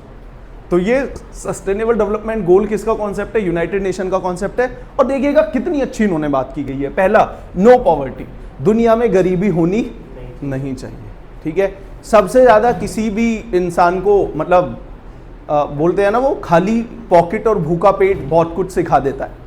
आई गारंटी कभी तुम्हें लाइक डिप्रेशन जैसा फील हो रहा हो ना, एक दिन खाना मत खाना, आई गारंटी एक दिन खाना नहीं खाना है। और ये बोल रहा है कि डिप्रेशन मतलब ठीक है, एक दिन खाना मत खाना, शाम तक तुम फिर बोलोगे डिप्रेशन कुछ नहीं है, सीधा किस पे आ जाओगे? खाना खाने। अगले दिन तुम्हें पता लगेगा एक बंदा कोई ब्रेड खा रहा है ना, तुम बोल रहे होगे क्या टेस्ट आ रहा है उसको, वो रूखा ब्रेड खा रहा है। 2 दिन भूखे रह के एक बार देखना, बॉडी सर्वाइव कर लेगी, पानी पीते रहना, तुम्हें पता चलेगा लाइफ की जो बहुत बड़ी बड़ी प्रॉब्लम थी ना, वो तुम्हें छोटी लगेगी। मतलब 1-2 दिन के बाद कोई तुम्हें ऑप्शन दे, ये जो 2 दिन पहले वाली प्रॉब्लम थी उसको सॉल्व कर दे या खाना दे दे, तो गारंटी है कि क्या चूज करोगे? खाना चूज करो, ठीक है। एक विकास दिव्यकीर्ति सर की एक वो था, ये लाइन थी कि 3 लोगों का, मतलब कुछ वो था, बता रहा हूँ जो भी था, 3 लोगों के लाइक मरने से पहले के आखिरी शब्द थे। एक बंदे ने बोला राम, दूसरे ने बोला रहीम, तीसरे ने बोला आलू। तो पोस्टमार्टम के बाद पता चला पहले 2 का पेट भरा हुआ था। तो जब पेट खाली होता है तो लास्ट विश भी क्या होती है? खाना, ठीक है ना। एक और फ्रेज है कि जब इंसान का पेट भरा होता है उसकी लाइफ में 10 प्रॉब्लम होती है, और जब इंसान का पेट खाली होता है उसकी लाइफ में सिर्फ एक ही प्रॉब्लम है, खाना मिल जाए, ठीक है। 0 हंगर, दूसरा है 0 हंगर, तीसरा गुड हेल्थ एंड वेलबींग, सबकी अच्छी हेल्थ। अगेन कभी भी लाइफ में डिप्रेशन हो तो कहाँ जाना है? हॉस्पिटल के इमरजेंसी वार्ड में जाके देखें। किसी का हार्ट टूट रहा है, किसी को हार्ट अटैक हुआ है, कोई मर रहा है, लोग रो रहे हैं, तुम्हें लगेगा मेरी लाइफ तो बहुत सही है। अगेन ये और विकास दिव्यकीर्ति सर की मैं लाइन बता रहा हूँ, उन्होंने बोला जब भी मुझे लाइफ में कभी चिंता होती है, कुछ होता है, तो मैं शमशान घाट के बाहर एक बार चक्कर मार के आ जाता हूँ, ठीक है ना। वहाँ पे लोग मर रहे हैं, लोग उनको छोड़ के आ रहे हैं, तो तुम्हारी लाइफ की जो छोटी मोटी दिक्कतें हैं वो आपको उतनी गहरी नहीं लगेंगी। तो लाइफ क्या होनी चाहिए? सही हेल्थ, क्वालिटी एजुकेशन आपको मिले, जेंडर इक्वलिटी, ठीक है, जेंडर इक्वलिटी नहीं है हमारे देश में। क्लीन वाटर एंड सैनिटेशन, साफ पानी। अब तुम्हें साफ पानी मिलता है? यहाँ पे पैसे हैं तो 20 रुपये दे के नीचे से बोतल खरीद लो। अगर किसी के पास 20 रुपये नहीं है तो कौन सा पानी पियोगे? या हमसे मांगोगे कोचिंग सेंटर वालों से कि सर पानी दे दो, हम भी नहीं दे रहे, तो नीचे कैसे पानी पियोगे? वॉशरूम वाले से तो जाके नहीं पीने वाले, क्वालिटी बहुत ख़राब है। तो क्या क्लीन ड्रिंकिंग वाटर बाहर एक रिक्शे वाला है उसको अवेलेबल है? तभी तुम देखते हो ना जगह जगह हम क्या लगाते हैं, पेयजल हम लगाते हैं, सो दैट आपको क्लीन ड्रिंकिंग वाटर मिल पाए। उसके बाद में एफोर्डेबल क्लीन एनर्जी, ठीक है, decent work and economic growth, काम करने की decent condition, industrial innovation, reduce inequalities, sustainable cities होनी चाहिए, responsible consumption and production, responsible consumption, ये बात समझ में आई? एक व्यक्ति अमीर है, वो 50 लाख की कार में 20 किलोमीटर दूर जिम जा रहा है, अब वहां पे जाके ट्रेडमिल पे दौड़ रहा है, क्या ये रिस्पॉन्सिबल कंजम्पशन है? नहीं है ना। एक दो व्यक्ति कर रहा है, फर्क नहीं पड़ता। आप देखिए कि हमारे शहर में मान लो 10,000 लोग भी सुबह 5 किलोमीटर दूर गाड़ियों से जिम जाते हैं। अगर उनकी गाड़ियां हटा के आप साइकिल उनको दे दे तो क्या होगा? डीजल की सेल कम होगी, पॉल्यूशन कम होगा, इन्वायरमेंट थोड़ा अच्छा रहेगा। वो साइकिल से जाएंगे तो हेल्थ अच्छी होगी। जिम में जो वो ट्रेडमिल चलाते थे उसमें बिजली फूकती थी, वो भी कम हो जाएगी। आपको एक चीज समझ में आई? देखिए, किसी भी देश की कितनी बड़ी जीडीपी है उससे फर्क नहीं पड़ता। फर्क इस बात से भी पड़ता है कि वो जीडीपी में प्रोड्यूस क्या कर रहा है। बहुत सारी ऐसी चीजें हम वेस्टफुल चीजें प्रोड्यूस करते हैं और उनके करेक्शन के लिए वेस्टफुल सॉल्यूशंस है। समझ में आया? ये बहुत एक डिटेल वाली मैं बात बोल रहा हूँ। आप मानिए कि हमारे देश में ज़्यादातर लोग 5-10 किलोमीटर के लिए बिना इस सोशल स्टेटस को छोड़ के साइकिलिंग से ट्रेवल करना स्टार्ट कर दें। तुम सारे लोग भी आओ, बहुत सारे लोग अगर साइकिलिंग ट्रेवल करना स्टार्ट कर दे तो क्या होगा? डीजल का कंजम्पशन कम होगा, एयर आपको बढ़िया मिलेगी, बहुत सारे लोग हेल्थी हो जाएंगे, जिम जाना छोड़ देंगे, तो तुम हेल्थी होगे, सेविंग होगी, हॉस्पिटल का खर्चा कम होगा, तो बहुत सारी चीज़ें। नेक्स्ट तुम्हारा climate growth, life below water, life on land, peace, शांति बनी रहे, लड़ाई ना हो, जस्टिस, सबको न्याय मिले और स्ट्रॉन्ग संस्थाएं रहें, and partnership for the goals. तो ये किसके हैं? Sustainable development goals. अब देखिए, अब ये आपको सारे याद करने हैं नहीं, ये मैं तुम्हारी उस पर छोड़ देता हूं, बट प्रीवियस ईयर में क्वेश्चन आया हुआ है कि SDG 10 किस बारे में बात कर रहा है। अगली बार ये पूछा जा सकता है कि SDG 1 किस बारे में बात कर रहा है, और बिना पढ़े बिना रटे आपको याद होने वाला नहीं है। SDG 10 कौन सा था? Reduce inequality. आप में यहाँ पे दिख रहा होगा ना कि 5-6 तो बड़ी एसेंशियल बातें हैं, poverty, hunger, education, good, gender equality, और डाल दो ये 10 वाला, तो ठीक है ना। ये सारी बड़ी बातें हैं, कम से कम ये तो आपको पता होना चाहिए। ठीक है, तो फिर मिलते हैं आपसे नेक्स्ट क्लास में, 3rd वाला जब ये होगा। आज के लिए इसे ख़त्म करते हैं, ठीक है। Thank you.